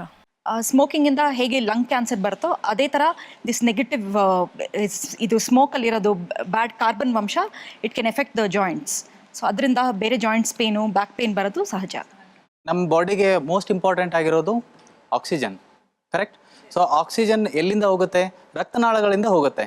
ಓಕೆ, ಸೊ ರಕ್ತನಾಳ ಅಕಸ್ಮಾತ್ ಪ್ರಾಪರ್ ಆಗಿದ್ದರೆ ಬ್ಲಡ್ ಸಪ್ಲೈ ಪ್ರಾಪರ್ ಆಗಿ ಹೋಗುತ್ತೆ. ಸೊ ಇಲ್ಲಿ ಸ್ಮೋಕಿಂಗ್ ಏನು ಮಾಡುತ್ತೆ? ಸ್ಮೋಕಿಂಗ್ ಬ್ಲಡ್ ವೆಸಲ್ಸನ್ನು ಶ್ರಿಂಕ್ ಮಾಡುತ್ತೆ. ಸೊ ಬ್ಲಡ್ ವೆಸಲ್ಸ್ ಶ್ರಿಂಕ್ ಮಾಡಿದಾಗ ಬ್ಲಡ್ ಸಪ್ಲೈ ಮಸಲ್ಸ್ಗೂ ಕಡಿಮೆ ಇರುತ್ತೆ, ಬೋನ್ಸ್ಗೂ ಕಡಿಮೆ ಆಗುತ್ತೆ, ಜಾಯಿಂಟ್ಸ್ಗೂ ಕಡಿಮೆ ಆಗುತ್ತೆ, ಸ್ಪೈನಲ್ ಕಾರ್ಡ್ ಆ್ಯಂಡ್ ನರ್ವ್ಸ್ಗೂ ಕಡಿಮೆ ಆಗುತ್ತೆ. ಸೊ ಅವಾಗ ಕಡಿಮೆ ಆದಾಗ ಆಬ್ವಿಯಸ್ಲಿ ಏನಾಗಬೇಕು? ಸಮ್ ಪ್ರಾಬ್ಲಮ್ ಬರಲೇಬೇಕಲ್ವಾ? ಸೊ ಅದರಿಂದ ಬ್ಯಾಕ್ ಪೇನ್ ಬರುತ್ತೆ. So that is the relation from smoking to back pain. ನಾವು ಎ ಸಿ ಎಲ್ಲ ವರ್ಕ್ ಮಾಡೋದ್ರಿಂದ ವೈಟಮಿನ್ D3 ಸಿಂಥಸಿಸ್ ಆಗೋದಿಲ್ಲ. ಅದು ಸಿಂಥಸಿಸ್ ಆಗೋದು ಸ್ಕಿನ್ನಲ್ಲಿ. ಅದು ಯಾವಾಗ ಉತ್ಪತ್ತಿ ಆಗುತ್ತೆ, ನಾವು ಯಾವಾಗ ಸೂರ್ಯನ ಕಿರಣಕ್ಕೆ ಎಕ್ಸ್ಪೋಸ್ ಆಗ್ತೀವಿ ಆ ಟೈಮಲ್ಲಿ ಸ್ಕಿನ್ ಮುಖಾಂತರ ಅದು ಉತ್ಪತ್ತಿ ಆಗುವಂಥದ್ದು. ಅದು ಬೆಳಗಿನ ಜಾವ usually around 10 to 11 or 10 to 12 ವಯಸ್ಸಾದ ಮೇಲೆ ಮಹಿಳೆಯರಲ್ಲಿ ಈಸ್ಟ್ರೋಜನ್ ಅಂತ ಒಂದು ಹಾರ್ಮೋನ್ ಕಮ್ಮಿ ಆಗಿಬಿಡುತ್ತೆ. ಸೊ ಈಸ್ಟ್ರೋಜನ್ ಕಮ್ಮಿ ಆಗಿದ ತಕ್ಷಣವೇ ಅದು ಮೂಳೆಗಳ ಮೇಲೆ ಪರಿಣಾಮ ಬಿದ್ದು ಆಸ್ಟಿಯೋಪೊರೋಸಿಸ್ ಅಂತ ಒಂದು ಕಾಯಿಲೆ ಇದೆ. ಆ ಕಾಯಿಲೆ ಆಗಿ ಮೂಳೆಗಳು ಟೊಳ್ಳಾಗ್ಬೋದು, ಸುಮ್ಮನೆ ಫ್ರ್ಯಾಕ್ಚರ್ ಆಗೋಂಥದ್ದು, ಬೆನ್ನು ನೋವು ಬರೋಂಥದ್ದು, ಈ ಥರ ಆಗೋಂಥ ಚಾನ್ಸಸ್ಸು ಜಾಸ್ತಿ ಇರ್ತದೆ. ಕಾಮನೆಸ್ಟ್ ನಾವು ಈಗ ಡೇ ಟು ಡೇ ಬರೋದು ಎಲ್ಲರೂ ಅಂತಂದ್ರೆ ನೆಕ್ ಪೇನ್ ಅಂತಂದು. It's because of more of a mobile. ಎಲ್ಲರೂ ತಲೆ ತಗ್ಸ್ಕೊಂಡೇ ಇರ್ತಾರೆ, ಯಾರು ತಲೆ ಎತ್ತದೇ ಇಲ್ಲ. ಯಾಕಂದ್ರೆ ಮಸಲ್ ಎಲ್ಲ ವೀಕ್ ಆಗಿ ಹಿಂಗೆ ಇರ್ತಾರೆ ಎಲ್ಲರೂ, ಯಾರು ಮೇಲ್ ನೋಡೋದಿಲ್ಲ, ಈ ಎಲ್ಲರೂ ಕೆಳಗಡೆನೆ ನೋಡ್ತಾರೆ. ಟೆಕ್ಸ್ಟ್ ನೆಕ್ ಸಿಂಡ್ರೋಮ್ ಅಂತಾನೆ ಕರೆಯೋದು ಅದಕ್ಕೆ. Texting neck syndrome, it causes some problem. New syndrome ಅನ್ಸುತ್ತೆ. ಈಗ ಮತ್ತೆ ನಿಮ್ಮ ಹತ್ರ ಬರ್ತಾ ಇದ್ದೀನಿ. ಬೆನ್ನು ಬಂದಾಗ ನೀವು ಮಾಡೋ ಮೊದಲನೇ ಕೆಲಸ ಏನು? ಉಲ್ಟಾ ಮಲ್ಕೊಂತೀನಿ, ರಿಲೀಫ್ ಸಿಗುತ್ತೆ. ಉಲ್ಟಾ ಮಲ್ಕೋತೀರಾ, ರಿಲೀಫ್ ಸಿಗುತ್ತೆ. ಪಿಲ್ಲೋ ಮತ್ತೆ ಹಾಸಿಗೆ ಏನು ಇಲ್ದಿರನೆ ಶವಾಸನ ಅಂತ ಹೇಳ್ತಿರಲ್ಲ, ಆ ಶವಾಸನದಲ್ಲಿ ಮಲಗಿದಾಗ ರಿಲೀಫ್ ಸಿಗುತ್ತೆ ನನಗೆ. ಬಿಸಿ ನೀರಿನ ಕಾವಟ ಅಥವಾ ಮಸಾಜ್ ಮಾಡಿಸ್ಕೊಂತೀನಿ. ಬಿಸಿ ನೀರನ್ನ ಶಾಖ ಕೊಡ್ತೀರಾ, ಕಮ್ಮಿ ಆಗತ್ತಾ? ಕಮ್ಮಿ ಆಗುತ್ತೆ. ಓಕೆ, ರಿಲೀಫ್ ಸಿಗುತ್ತೆ, ಇನ್ಸ್ಟೆಂಟ್ ರಿಲೀಫ್ ಸಿಗುತ್ತೆ. ಈ ಉಲ್ಟಾ ಮಲ್ಕೊಂಡು ಹಿಂಗೆ ಇದು ಮಾಡೋದು ಎಷ್ಟು ಸಲ? ಒಂದು 5-10 ಸಲ. ಓಕೆ, ಬೆನ್ನು ಬಂದಾಗ ಮಾತ್ರ? ಬೆನ್ನೋ ಬಂದಾಗ ಮಾತ್ರ, ದಿನ ಮಾಡಲ್ಲ? ಇಲ್ಲ, ಇವಾಗ ದಿನ ಮಾಡ್ತಾ ಇದೀವಿ, ಯಾಕಂದ್ರೆ ಬೆನ್ನೋ ಬಂದ್ಬಿಡತ್ತಲ್ಲ ಅನ್ನೋ ಭಯಕ್ಕೆ. Mild analgesic in the form of a spray use ಮಾಡ್ತೀನಿ. ಸ್ಪ್ರೇ ಯೂಸ್ ಮಾಡ್ತೀರಾ? ಅದು ಇಮಿಡಿಯೇಟ್ ರಿಲೀಫ್ ಕೊಡುತ್ತೆ. ಬ್ಯಾಕ್ ಪೇನ್ ಬಂದಾಗ ಸ್ಟ್ರೆಚಸ್ ಜಾಸ್ತಿ ಮಾಡಿಸ್ತೀವಿ. ಸೊ ಹ್ಯಾಮ್ಸ್ಟ್ರಿಂಗ್ ಮಸಲ್ ಸ್ಟ್ರೆಚ್ ಮಾಡ್ಕೊತೀನಿ ನಾನು, ತುಂಬ ರಿಲೀಫ್ ಆಗುತ್ತೆ. ಸರ್ ಸ್ವಿಮ್ಮಿಂಗ್ ಹೋಗ್ತೀನಿ ಸರ್, ಒಂದು ಹೆಚ್ಚು ಕಮ್ಮಿ 2 ವೀಕ್ ರಿಲೀಫ್ ಕೊಡುತ್ತೆ. ಓಕೆ, ಬೆನ್ನೋ ಬಂದಾಗ ಸ್ವಿಮ್ಮಿಂಗ್ ಮಾಡ್ತೀರಾ, ರಿಲೀಫ್ ಕೊಡುತ್ತೆ. ಓಕೆ, ನೀವೇನು ಮಾಡ್ತೀರಮ್ಮ? ಕಡ್ಡಿ ಚಾಪೆ ಬರುತ್ತೆ ಅಂತಾರಲ್ವ, ಅದ್ರ ಮೇಲೆ ಮಲ್ಕೊಂಡು ಸ್ವಲ್ಪ ರಿಲೀಫ್ ಮಾಡ್ಕೊಂಡ್ರೆ ಫುಲ್ ಪೇನ್ ಕಮ್ಮಿ ಆಗುತ್ತೆ. ಬಹಳಷ್ಟು ಉತ್ತರಗಳು ಬಂದವು. ಈಗ ಮತ್ತೆ ನಿಮ್ಮ ಹತ್ರ ಬರ್ತಾ ಇದ್ದೀನಿ. ಇದರಲ್ಲಿ ಯಾವುದು ಸರಿ ಅವ್ರು ಮಾಡ್ತಾ ಇರೋ ಆಚರಣೆ ಅಥವಾ ಯಾವ್ದು ಮಾಡಬಾರ್ದು, ಏನು ಹೇಳ್ತೀರಾ? ಇಂಪಾರ್ಟೆಂಟ್, ಯಾಕೆ ಬೆನ್ನು ಬಂದಿದೆ ಅಂತ ತಿಳ್ಕೊಬೇಕು. ಡಿಫ್ರೆಂಟ್ ಟೈಪ್ಸ್ ಆಫ್ ಬ್ಯಾಕ್ ಪೇನ್ಗೆ different types of pain relief ಇರುತ್ತೆ. ಅಕ್ಯೂಟ್ ಆಗಿ ಪೇನ್ ಬಂದಾಗ ಕೋಲ್ಡ್ ಪ್ಯಾಕ್ ಹೆಲ್ಪ್ ಆಗುತ್ತೆ. ಅದಾದಮೇಲೆ hot pack. First cold pack ತೊಗೊಂಡು ವಿತಿನ್ ಅಪ್ ಟು 48 hours, ಅದಾದಮೇಲೆ ಹಾಟ್ ಪ್ಯಾಕ್ ಯೂಸ್ ಮಾಡೋದು ಹೆಲ್ಪ್ಫುಲ್. ಇನ್ನೊಂದು ಶವಾಸನ ಮಾಡೋದು, ಇಟ್ ಫುಲ್ ಬಾಡಿ ರಿಲ್ಯಾಕ್ಸ್ ಆಗುತ್ತೆ. ಸೊ ಸ್ಟ್ರೆಸ್ಸಿಂದ ಏನಾದರೂ ಆ ಥರ ಬ್ಯಾಕ್ ಪೇನ್ ಬಂದರೆ ಶವಾಸನ ಮಾಡಿದಾಗ ಶವಾಸನ ಮಾಡೋದು ಸರಿ, ಕೋಲ್ಡ್ ಪ್ಯಾಕ್ ಅಪ್ಲೈ ಮಾಡಿ ಹಾಟ್ ಪ್ಯಾಕ್ ಅಪ್ಲೈ ಮಾಡೋದು ಕೂಡ ಇಟ್ಸ್ ಗುಡ್ ಅಂತ ಹೇಳ್ತೀರಾ? ಬ್ಯಾಕ್ ಪೇನ್ ಇದು just symptoms. Okay, it is not a disease. So ಅವ್ರು ಹೇಳಿದ್ರಲ್ಲಿ ಯಾವುದು ಕರೆಕ್ಟು ಅಂತ ಹೇಳಿದ್ರೆ, ಒಬ್ರು ಹೇಳಿದ್ರು ಚಾಪೆ ಮೇಲೆ ಮಲ್ಕೊಂಡ್ಬಿಟ್ರೆ ಹೋಗುತ್ತೆ ಅಂತಂದು, ಡಾಕ್ಟರ್ ಹೇಳಿದ್ರು ಆಗಲೇ hard surface is good for the spine ಅಂತಂದು. ಸೆಕೆಂಡ್ ಇನ್ನೊಬ್ರು ಹೇಳಿದ್ರು ಸ್ವಿಮ್ಮಿಂಗ್ ಮಾಡ್ತೀನಿ ಅಂತಂದು, ದಟ್ ಈಸ್ ಆಲ್ಸೋ ಗುಡ್. ಹಾಗೇನೆ ಇನ್ನೂ ಒಬ್ರು ಹೇಳಿದ್ರು ಬೆನ್ನೋ ಬಂದಾಗ ಸ್ಟ್ರೆಚ್ ಎಕ್ಸಸೈಸಸ್ ಮಾಡ್ತೀನಿ ಅಂತ, ಅದು ಸರಿನಾ ತಪ್ಪಾ? ನಾನು ನನ್ನ ಪೇಷಂಟ್ಸಿಗೆ ಏನು ಹೇಳ್ತೀನಿ ಅಂದರೆ, ಯೂಶ್ವಲಿ ಪೇನ್ ಬಂದಾಗ ಪೇನ್ ಬಂದಿದೆ, ಸೊ ಇವಾಗ ನಾವು ಮೂವ್ಮೆಂಟ್ಸ್ ಮಾಡಿದರೆ ಪೇನ್ ಇನ್ನೂ ಜಾಸ್ತಿ ಆಗುತ್ತೆ. ಸರ್ಟನ್ ಟೈಮ್ಸ್ ಇನ್ ಜನರಲ್ ಆಗಿ ನೋಡ್ಬೇಕಂತಂದ್ರೆ ಅಕ್ಯೂಟ್ ಪೇನಲ್ಲಿ ನಾವು ಐಸ್ ಪ್ಯಾಕ್ ಕೊಟ್ಟು ಆಮೇಲೆ ಹಾಟ್ ಪ್ಯಾಕ್ ಕೊಡು ಅಂತ ಹೇಳ್ತೀವಿ ಇಂಜುರೀಸಲ್ಲಿ. But back pain majority of the times acute ಇರಲ್ಲ, ಕ್ರಾನಿಕ್ ಇರುತ್ತೆ. ಅಂದ್ರೆ ಲಾಂಗ್ ಡ್ಯೂರೇಷನ್ ಇಂದ ಪೇನ್ ಇರುತ್ತೆ, ಯಾವಾಗಾದ್ರೂ ಒಂದ್ಸಲ ಬಂದಿರುತ್ತೆ ಮತ್ತೆ ರಿಪೀಟೆಡ್ಲಿ ಬರ್ತಾನೆ ಇರುತ್ತೆ majority of the times. Exercise always no no no not swimming okay. Exercise, swimming, ಏನ್ ಸ್ಟ್ರೆಚಸ್, ಎವ್ರಿಥಿಂಗ್ ಯಾವುದು ಮಾಡಕ್ ಹೋಗ್ಬಾರ್ದು. Back pain first rest. First is rest. Acute causes, ಈಗ ಏನಾದ್ರು ಪೆಟ್ಟಾಗಿ ಬಂದಿರುತ್ತೆ ನೋಡಿ, ಸ್ಟ್ರೈನ್ ಮಾಡ್ಕೊಂಡಿರ್ತೀವಿ ನೋಡಿ, ಆ ಟೈಮ್ ರೆಸ್ಟ್ ಹೆಲ್ಪ್ ಆಗುತ್ತೆ.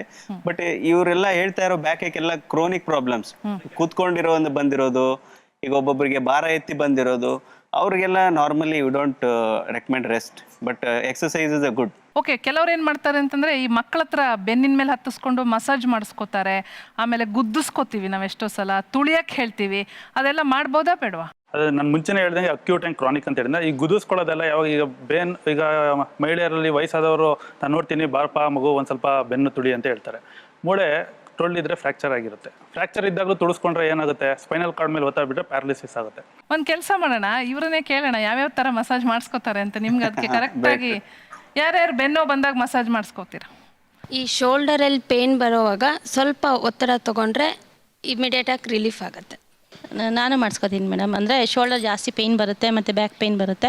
ನನ್ನ ಮಗಳ ಹತ್ರ ಡಾಕ್ಟ್ರ್ ಹೇಳ್ದಂಗೆ ತುಣಿಸ್ಕೊಳ್ತೀನಿ, ಮತ್ತು ಇಲ್ಲ ಗುದಿಸ್ಕೊತೀನಿ, ಆ ಥರ ಪೇಯ್ನ್ ಜಾಸ್ತಿ ಇರುತ್ತೆ ಫುಲ್ಲು ಶೋಲ್ಡರ್ಗೆ. ಓಕೆ, ಆ ಥರ ಎಲ್ಲ ಮಾಡ್ತೀನಿ. ಪೇಯ್ನ್ ಕಮ್ಮಿ ಆದರೆ ಸಾಕಪ್ಪ ಅನ್ನೋ ಅಷ್ಟು ಮಟ್ಟಿಗೆ ಪೇಯ್ನ್ ಇರುತ್ತೆ.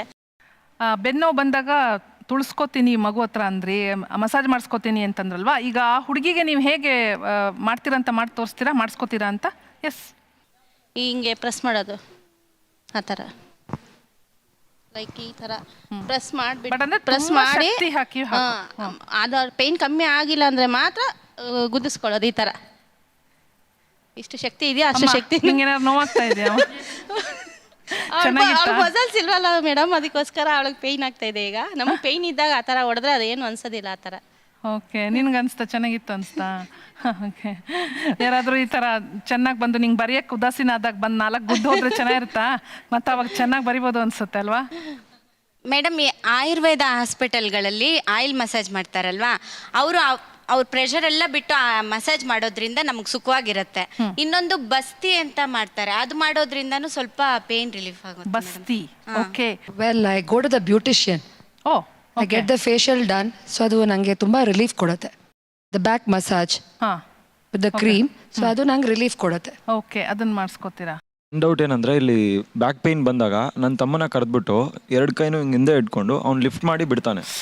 ಅದು ತುಂಬಾನೇ ರಿಲೀಫ್ ಕೊಡುತ್ತೆ ನಮಗೆ. ಎಸ್, ಇಲ್ಲಿ ಬಂದು ಮಾಡಿ ತೋರಿಸ್ಬೇಕು ನೀವು, ಇಲ್ಲಾಂದ್ರೆ ಗೊತ್ತಾಗಲ್ಲ. ನನಗೆ ಅದು ಮಾಡಕ್ ಸರಿನಾ ತಪ್ಪಾ ಅಂತ ಗೊತ್ತಿಲ್ಲ ನಮಗೆ. ಇಲ್ಲಿ ಮಾಡಿ ನೀವು ಇನ್ನೊಬ್ರಿಗೆ ಮಾಡಿ ತೋರಿಸಿ. ಓಕೆ, ಬನ್ನಿ ಇಲ್ಲಿ, ಬನ್ನಿ. ಓ, ಇವ್ರು ಲಟ್ಕೆ ತೆಗಿಯೋದು, ಲಟ್ಕೆ ಮುಗಿಯೋದು. ಓಕೆ, ಆ ಸೌಂಡ್ ಕೇಳಿಸ್ತು. ಡಾಕ್ಟರ್, ಈ ತರ ಎಲ್ಲರೂ ಮಾಡ್ತಾರೆ, ಮಾಡಬಹುದಾ? ಯೂಶುವಲಿ ರಿಸ್ಕಿ ಇದು, actually risky. Yes, very very risky. ಕೇಳಿಸ್ಕೊಳ್ಳಿ, ನಿಮ್ಗೆ ಉತ್ತರ ಬರ್ತಾ ಇದೆ. ಇದರಲ್ಲಿ ಮೂಳೆ ಏನಾದ್ರೂ ಮುರಿದೋದ್ರೆ ಪ್ಯಾರಾಪ್ಲೀಜಿಯಾ ಅಂತ ಆಗೋ ಚಾನ್ಸಸ್ ಇರುತ್ತೆ. ಅಂದ್ರೆ ಸೊಂಟದಿಂದ ಕೆಳಗಡೆ ಸ್ವಾಧೀನ ಕಂಪ್ಲೀಟ್ ಆಗಿ ಹೊರಟೋಗೋ ಚಾನ್ಸಸ್ ಇರುತ್ತೆ. ಸೊ ಯಾವ ಕಾರಣದಿಂದ ಬರ್ತಾ ಇದೆ ಅಂತ ತಿಳ್ಕೊಂಡು ಈ ತರ ಮಾಡೋದು ಪರವಾಗಿಲ್ಲ. ಅಗ್ರೆಸಿವ್ ಆಗಿ ಯಾರಾದರೂ ನಿಮಗೆ ಅದು ಮ್ಯಾನಿಪುಲೇಷನ್ ಮಾಡೋರು ಸ್ವಲ್ಪ ಅಗ್ರೆಷನ್ ಇಂದ ಮಾಡಿದಾಗ, ಇನ್ ಕೇಸ್ ಏನಾದರೂ ಸ್ಪೈನಲ್ ಕಾರ್ಡ್ಗೆ ಹಿಟ್ ಆದರೆ ದೆನ್ ಅವಾಗ ಕಾಲ್ ಕಂಪ್ಲೀಟ್ಲಿ ಸೆನ್ಸೇಷನ್ಸ್ ಹೋಗೋದು ಆಸ್ ವೆಲ್ ಎಸ್ ಪವರ್ ಹೋಗೋದು ಚಾನ್ಸಸ್ ಇರುತ್ತೆ. ಆಮೇಲೆ ನಾವು ನೋಡಿದೀವಿ, ಆಸ್ ಡಾಕ್ಟರ್ಸ್ ಎಲ್ಲರೂ ನೋಡಿರ್ತೀವಿ ಅದನ್ನ.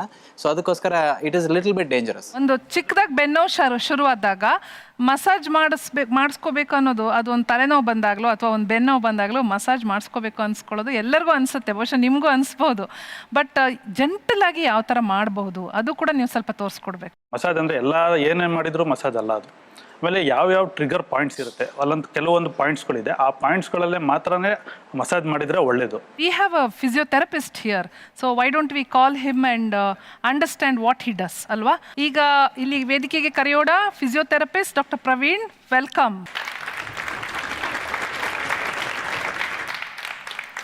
ನಮಸ್ತೆ.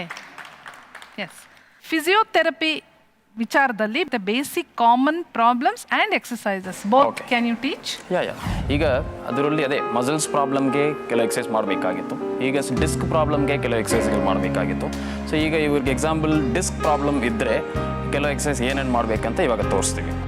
30 ಡಿಗ್ರಿ ಬೆನ್ನು ಮೇಲೆ ಎತ್ತೋದು, ಎಸ್ ಹಂಗೆ ಇಟ್ಕೋಬೇಕು. 1 2 3 4 5 ಮತ್ತೆ ಡೌನ್. ಇದು ಒಂದು 5 ರೆಪಿಟೇಷನ್ಸ್ ಮಾಡ್ಬೋದು. ಇದೂ ನಿಮಗೆ ಬೆನ್ನಿಗೆ ಮೊಬಿಲಿಟಿ ಬರುತ್ತೆ. ನೆಕ್ಸ್ಟು ಕಾಲು ಸೀದಾ ಇಟ್ಕೊಳ್ಳಿ.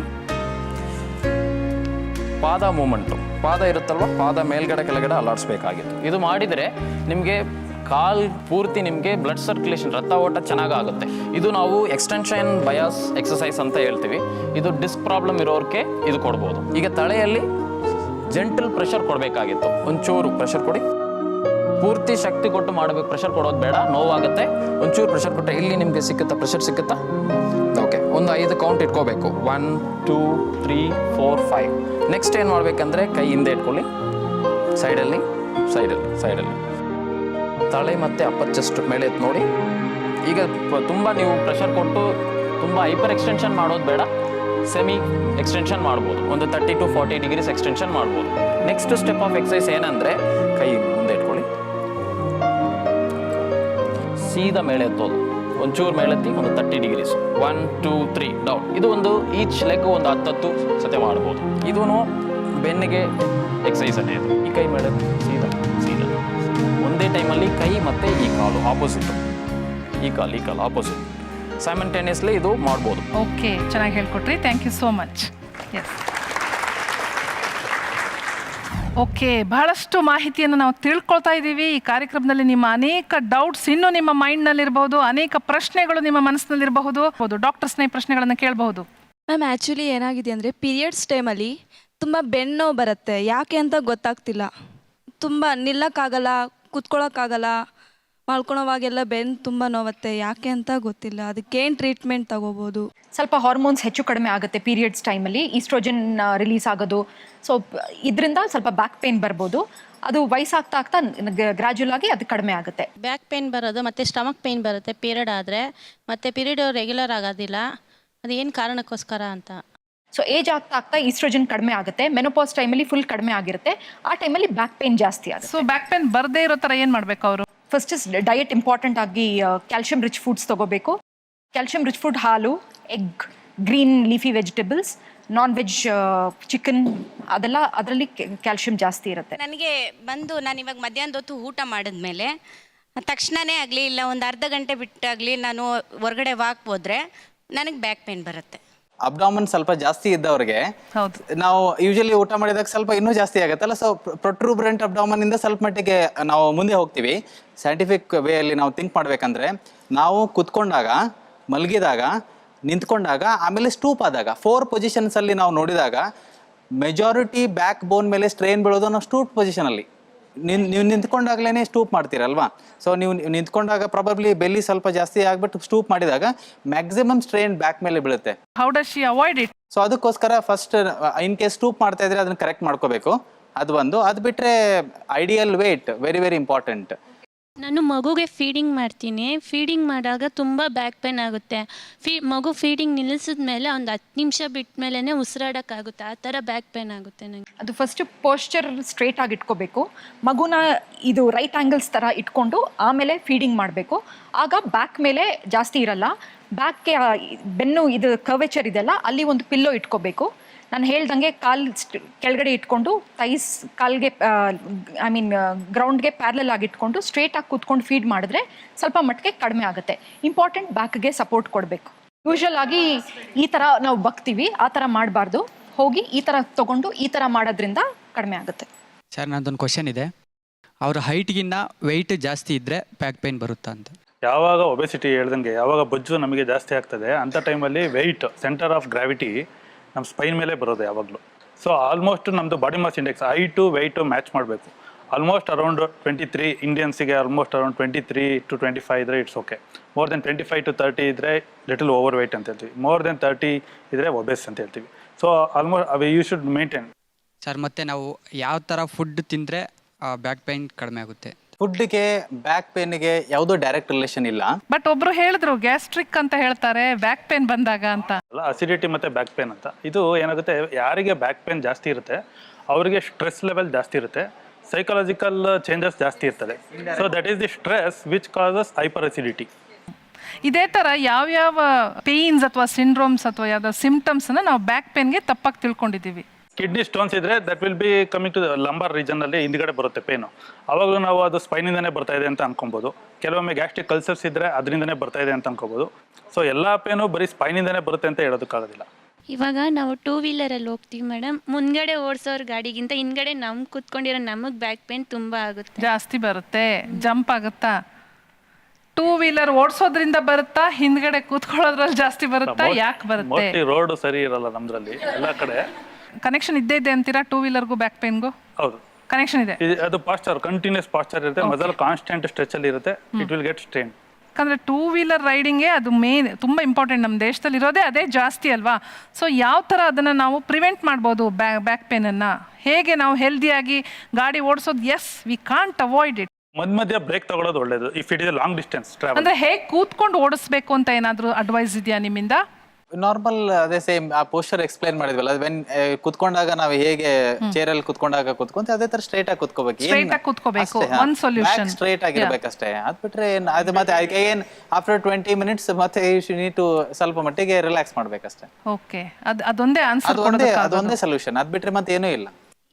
ಇವಾಗ ನಮ್ಮ ಅಮ್ಮಂಗೆ ಇವಾಗ ಶುಗರ್ ಸ್ಟಾರ್ಟ್ ಆಗಿದೆ. ಆ ಶುಗರ್ ಸ್ಟಾರ್ಟ್ ಆಗಿದ್ದರಿಂದ ಅವ್ರ ಬ್ಯಾಕ್ ಪೇನ್ ಬರ್ತಾ ಇದೆ ಇವಾಗ ನನಗೆ ಅಂತ ಇದ್ದಾರೆ. ಓಕೆ, ಶುಗರ್ ಇಂದ ಬ್ಯಾಕ್ ಪೇನ್ ಬರುತ್ತಾ? ಯೂಶಲಿ ಡಯಾಬಿಟಿಸ್ ಬಂದಾಗ ನರ್ವ್ಸ್ ಎಫೆಕ್ಟ್ ಆಗಕ್ಕೆ ಸ್ಟಾರ್ಟ್ ಆಗುತ್ತೆ. ಅದನ್ನ ಡಯಾಬಿಟಿಕ್ ನ್ಯೂರೋಪತಿ ಅಂತೀವಿ. ಹೌದು. ಸೊ ಆ ಟೈಮಲ್ಲಿ ಬ್ಯಾಕ್ ಪೇನು ಬರೋ ಚಾನ್ಸಸ್ ಇರುತ್ತೆ. ಅದು ಜನರಲ್ ಆಗಿ ಎಲ್ಲ ನರ್ವ್ಸು ಎಫೆಕ್ಟ್ ಆಗ್ತಾ ಇರುತ್ತೆ. ಕೆಲವು ಜಾಸ್ತಿ ಎಫೆಕ್ಟ್ ಆಗುತ್ತೆ, ಕೆಲವು ಕಡಿಮೆ ಎಫೆಕ್ಟ್ ಆಗುತ್ತೆ. ಸೊ ಅದರಿಂದ ಶುಗರ್ಸ್ ಯಾವಾಗಲೂ ಕಂಟ್ರೋಲಲ್ಲಿ ಇಟ್ಕೋಬೇಕು. ನೆಕ್ಸ್ಟ್, ಈಗ ಹೇಳ್ತಾರೆ ಸೈಕ್ಲಿಂಗ್ ಇಸ್ ಬೆಟರ್ ದ್ಯಾನ್ ಗಾಡಿ ಓಡಿಸೋದು ಅಂತ. Is it good or bad? Cycling ಬಗ್ಗೆ ಏನು ಹೇಳ್ತೀರಾ? Cycling yeah instead of cycling is very good, better than bike, no doubt. Even ನೀವು ತೂಕ ಕಡಿಮೆ ಮಾಡ್ಲಿಕ್ಕಾಗಲಿ, ಇನ್ ಕಾರ್ಡಿಯಾಕ್ ಫಿಟ್ನೆಸ್ಗೋಸ್ಕರ ಆಗಲಿ, ಎನಿಥಿಂಗ್ ಈ ಲೆಗ್ ಎಕ್ಸಸೈಸ್ಗಾಗಲಿ cycling is the best. But ಸೈಕ್ಲಿಂಗಲ್ಲಿ we hunch a back right most of the time. Does it effect us? ಅದರಿಂದ ಏನಾರ ತೊಂದರೆ ಆಗುತ್ತಾ, ಮತ್ತೆ ಬ್ಯಾಕ್ ಪೇನ್ ಬರುತ್ತಾ? ಸ್ವಲ್ಪ ಮಟ್ಟಿಗೆ ಎಫೆಕ್ಟ್ ಆಗುತ್ತೆ. ಬಟ್ ಓವರಾಲ್ ಆಗಿ ಏನಾಗುತ್ತೆ ಅಂತಂದ್ರೆ ವೆನ್ ಯು ಆರ್ ಎಕ್ಸಸೈಸಿಂಗ್ ಆ particular hunch whatever is there ಸ್ವಲ್ಪ ಮಟ್ಟಿಗೆ ನಿಮ್ಮ ಕೋರ್ ಮಸಲ್ಸ್ ಸ್ಟ್ರಾಂಗ್ ಆಗುತ್ತೆ. ಸೊ ಅದರಿಂದ ಸ್ವಲ್ಪ ಪ್ರಾಬ್ಲಮ್ಸ್ ಪ್ರಿವೆಂಟ್ ಆಗುತ್ತೆ. So basically core muscle strengthen ಆಗ್ತಾ ಇದೆ ಅಲ್ವಾ ನಿಮ್ದು ಹಂಚ್ ಮಾಡ್ಕೊಂಡಾಗ್ಲೂ ಕೂಡ. ಆಮೇಲೆ ಯಾವಾಗ್ಲೂ ಹಂಚಿರಲ್ಲ, ಇಟ್ ಈಸ್ ಅ ಪರ್ಟಿಕ್ಯುಲರ್ ನಾವು ಹಂಚ್ ಮಾಡ್ಕೋಬೇಕಾದ್ರೆ ಮಾಡ್ಕೋಬಹುದು, ಹ್ಯಾಂಡಲ್ಸ್ ಎಲ್ಲ ಚೇಂಜ್ ಮಾಡಿಬಿಟ್ಟು. But actually speaking correct handles ಇಟ್ಕೊಂಡು ಮಾಡಿದ್ರೆ ಯೂಶುವಲಿ ಓವರ್ ಆಲ್ ಆಗಿ ಫಿಟ್ನೆಸ್ ಲೆವೆಲ್ ಇಂಪ್ರೂವ್ ಆಗುತ್ತೆ, as well as back pain ಕೂಡ ಪ್ರಿವೆಂಟ್ ಆಗುತ್ತೆ. ಡೆಫಿನೆಟ್. ಬೆನ್ನು ನೋವಿನ ಬಗ್ಗೆ ಮಾತಾಡ್ತಾ ಇದ್ದೀವಿ, ಬನ್ನಿ ಮತ್ತಷ್ಟು ತಿಳ್ಕೊಳ್ಳೋಣ ಈಗ. ಸರ್ ಆ್ಯಕ್ಚುಲಿ ನಂಗೆ ಬ್ಯಾಕ್ ಪೇನ್ ಇರಲಿಲ್ಲ. ಒಂದ್ಸಲಿ ಬಿದ್ದಿದ್ದೆ, ಬಿದ್ದಾಗ ಅಪ್ಪರ್ ಬ್ಯಾಕ್ ಪೇನ್ ಬರ್ತಿತ್ತು. ನೆಕ್ಸ್ಟು ಡೆಲಿವರಿ ನಂತರ ಲೋಯರ್ ಬ್ಯಾಕ್ ಪೇನ್ ತುಂಬಾ ಆಗಿದೆ ಸರ್. ಏನು ರೀಸನ್ ಅಂತ ಗೊತ್ತಾಗಲಿಲ್ಲ.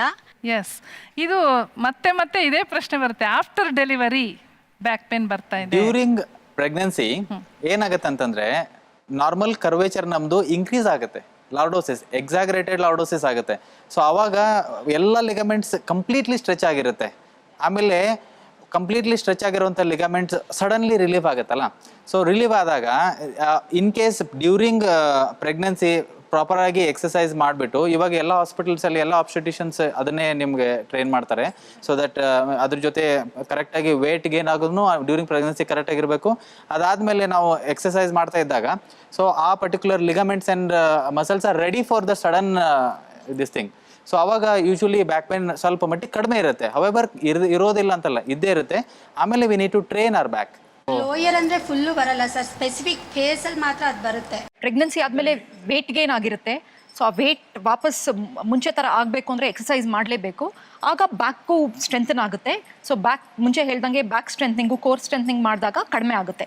ಯಾವುದೇ ಆಪರೇಷನ್ ಆಗಿರಲಿ, ಸಿಸೇರಿಯನ್ ಸೆಕ್ಷನ್ ಆಗಲಿ ಅಥವಾ any surgery below the stomach, ಹೊಟ್ಟೆಯಿಂದ ತೆಳಗಡೆ ಭಾಗದಲ್ಲಿ ಯಾವುದೇ ಆಪರೇಷನ್ ಮಾಡಿದಾಗ ಆ ನೀಡಲಿಂದ ಇಂಟರ್ ಲ್ಯಾಮಿನಾರ್ ಸ್ಪೇಸಲ್ಲಿ ನೀಡಲ್ ಎಂಟರ್ ಆಗುತ್ತೆ. ಬೋನ್ಗೆ ಯಾವುದೂ ಎಂಟರ್ ಆಗಲ್ಲ, ಬೋನ್ಗೆ ಯಾವುದು ನೀಡಲ್ ಅಷ್ಟೊಂದು ಸ್ಟ್ರಾಂಗ್ ಇರಲ್ಲ, ಬೋನಿಗೆ ಪ್ರಿಕ್ ಆಗಂತೇಳಿ. ಸೊ ಅಲ್ಲಿ ಹೋಗ್ಬಿಟ್ಟು ಅಲ್ಲಿ ಡ್ರಗ್ ಡೆಲಿವರಿ ಆದಾಗ ಆ ಪರ್ಟಿಕ್ಯುಲರ್ ರೀಜನಿಂದ ಎಲ್ಲ ನಮ್ ಆಗುತ್ತೆ, ಅರಿವಳಿಕೆ ಎಲ್ಲ ಹೋಗುತ್ತೆ. ಅವಾಗ ಅಲ್ಲಿ ಆಪರೇಷನ್ ಸಿಸೇರಿಯನ್ ಇರ್ಬೋದು ಅಥವಾ ಯಾವುದಾದ್ರೂ ಆಪರೇಷನ್ ಮಾಡ್ಬೋದು. ಈ ಬ್ಯಾಕ್ ಏಕಿಂದ ನಮ್ಮ ಪೋಸ್ಟ್ ಡೆಲಿವರಿ ಸಿಚುವೇಶನ್ ಅಲ್ಲಿರುವಂಥ ಹೆಣ್ಮಕ್ಳು ರಿಕವರಿ ಆಗೋದಕ್ಕೆ ಸಾಧ್ಯ ಇದೆಯಾ? 100% ರಿಕವರಿ ಆಗುತ್ತೆ. 100% ಡೆಫಿನೆಟ್ಲಿ. ಆಗ ಪ್ರೆಗ್ನೆನ್ಸಿ ಹಾರ್ಮೋನ್ಸ್ ಅಲ್ಲಿ ಸ್ವಲ್ಪ ಹೆಚ್ಚು ಕಡಿಮೆ ಆದಾಗ ಈ ಥರ ಬ್ಯಾಕ್ ಪೇನ್ ಎಲ್ಲ ಬರುತ್ತೆ. ಒಂದ್ಸಲಿ ಡೆಲಿವರಿ ಆದಮೇಲೆ ಇದು ನಾರ್ಮಲೈಸ್ ಆಗುತ್ತೆ ಹಾರ್ಮೋನಲ್ ಇಂಬ್ಯಾಲೆನ್ಸು. ಸೊ ಆಗ ಡೆಫಿನೆಟ್ ಆಗಿ ಕಡಿಮೆ ಆಗುತ್ತೆ. ಸೊ ಮೇಡಮ್ ಹೇಳ್ದಂಗೆ so most important thing diet ಮತ್ತೆ ಎಕ್ಸಸೈಸಸ್, ಬ್ಯಾಕ್ ಸ್ಟ್ರೆಂಥನಿಂಗ್ ಎಕ್ಸಸೈಸ್. ಈಗ ಡಯಟ್ ಅಲ್ಲಿ ಕೂಡ ಡಾಕ್ಟ್ರೆ ನಾನೊಂದು ಪ್ರಶ್ನೆ ಕೇಳ್ತೀನಿ. ಈಗ ಕೆಲವೊಂದು ಫುಡ್ಡನ್ನ ಕೊಡೋದೇ ಇಲ್ಲ ಬಾಣಂತಿಯರಿಗೆ, ಇನ್ನೂ ಆಚರಣೆ ನಮ್ಮಲ್ಲಿ ತುಂಬಾ ಇದೆ. ಅಂತಂದ್ರೆ ಅವ್ರಿಗೆ ತರಕಾರಿ ಕೊಡಬಾರ್ದು, ಅಥವಾ ಅವ್ರಿಗೆ ನೀರು ಕೊಡಬಾರ್ದು, ಅಥವಾ ಅವರಿಗೆ ತುಪ್ಪ ಚೆನ್ನಾಗಿ ಹಾಕ್ಬಿಡ್ಬೇಕು, ಅವ್ರಿಗೆ ಚೆನ್ನಾಗಿ ಹಾಲು ಬರೋದಕ್ಕೆ ಅದು ಕೊಡಬೇಕು ಇದು ಕೊಡಬೇಕು ಅಂತ. ಸೊ ಯಾವ ಡಯಟ್ ಇಂಪಾರ್ಟೆಂಟ್? ಡಯಟ್ ಅಲ್ಲಿ ಯಾವುದೇ ರೀತಿಯ ರೆಸ್ಟ್ರಿಕ್ಷನ್ಸ್ ಏನೂ ಇಲ್ಲ. ಆ ಥರ ಇಲ್ಲ, ಅವ್ರಿಗೆ ಎಲ್ಲ ರೀತಿಯ ಆಹಾರಗಳನ್ನು ಕೊಡ್ಬೋದು. ಯಾವುದೇ ರೀತಿಯ ಇದು ನಾವು ವಿಡ್ರಾ ಮಾಡೋಂಥದ್ದು ಆಹಾರನ ರೆಸ್ಟ್ರಿಕ್ಟ್ ಮಾಡೋಂಥದ್ದು ಅವಶ್ಯಕತೆ ಇಲ್ಲ.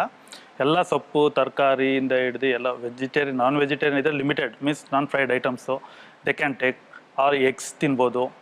ಸೊ ಆ್ಯಟಿಟ್ಯೂಡನ್ನ ನಾವು ಚೇಂಜ್ ಮಾಡಿಕೊಂಡ್ರೆ positive attitude is the best cure for your back ಏಕ್.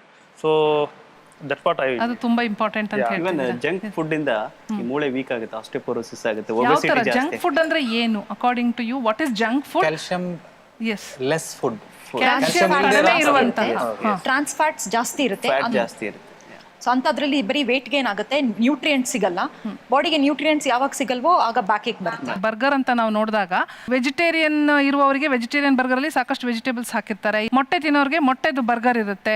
ಅದರಲ್ಲಿ ಅದೆಲ್ಲವೂ ಒಟ್ಟಾರೆಯಾಗಿ ಅದು ನ್ಯೂಟ್ರಿಯೆಂಟ್ ಫುಡ್ ಆಗೋದಿಲ್ವಾ ಅಂತ ಒಂದು ಪ್ರಶ್ನೆ. ಯೂಶಲಿ ಬರ್ಗರ್ ಮಾಡುವಾಗ ಫ್ರೈ ಮಾಡಿರ್ತಾರೆ, ಡೀಪ್ ಫ್ರೈ ಮಾಡಿರ್ತಾರೆ, ಸೇಮ್ ಆಯಿಲು ರಿಪೀಟೆಡ್ ಆಗಿ ಯೂಸ್ ಮಾಡ್ತಾ ಇರ್ತಾರೆ. ಸೊ ಟ್ರಾನ್ಸ್ ಫ್ಯಾಟ್ಸ್ ಲೆವೆಲ್ಸ್ ಜಾಸ್ತಿ ಆಗುತ್ತೆ. ಟ್ರಾನ್ಸ್ ಫ್ಯಾಟ್ ಯಾವಾಗ ಜಾಸ್ತಿ ಆಗುತ್ತೋ ಒಬಿಸಿಟಿ ಜಾಸ್ತಿ ಆಗುತ್ತೆ. ಅದಕ್ಕೆ ಇತ್ತೀಚೆಗೆ ಮಕ್ಕಳು ಚೈಲ್ಡ್ಹುಡ್ ಒಬಿಸಿಟಿ ತುಂಬಾ ಜಾಸ್ತಿ ಆಗಿದೆ. ಅದಕ್ಕೆ ಹಾಕ ಬನ್ನು ಮೈದಾಯಿಂದ ಮಾಡಿರೋದು. ಸೊ ಅದರಿಂದನೂ it is again bad. Heavy ಈಗ ವರ್ಕ್ ಮಾಡ್ತಿರ್ತೀವಿ, ಔಟ್ಸೈಡ್ ಹೋಗಿರ್ತೀವಿ, ರೆಸ್ಟೇ ಮಾಡೋಕ್ಕಾಗಲ್ಲ ಅನ್ನೋ ಟೈಮಲ್ಲಿ ಹೆವಿ ಬ್ಯಾಕ್ ಪೇನ್ ಬಂದಾಗ ಏನು ಮಾಡಬೇಕು? ಅದು ಅಕ್ಯೂಟ್ ಫೇಸ್ ಅಂತೀವಿ. ಪೇನ್ ಕಿಲ್ಲರ್ಸ್ ತಗೋಬೇಕು, ಅಂದರೆ ಡಾಕ್ಟರ್ಸ್ ಎಲ್ಲ ತೊಗೊಂಡ್ಬಿಟ್ಟು ಪೇನ್ ಕಿಲ್ಲರ್ಸ್ ತಗೋಬೇಕು. ನೀವು ಬ್ಯಾಕ್ ಪೇನ್ ಒಬಿಸಿಟಿ ರಿಲೇಟೆಡ್ ಅಂತ ಹೇಳಿದ್ರಿ.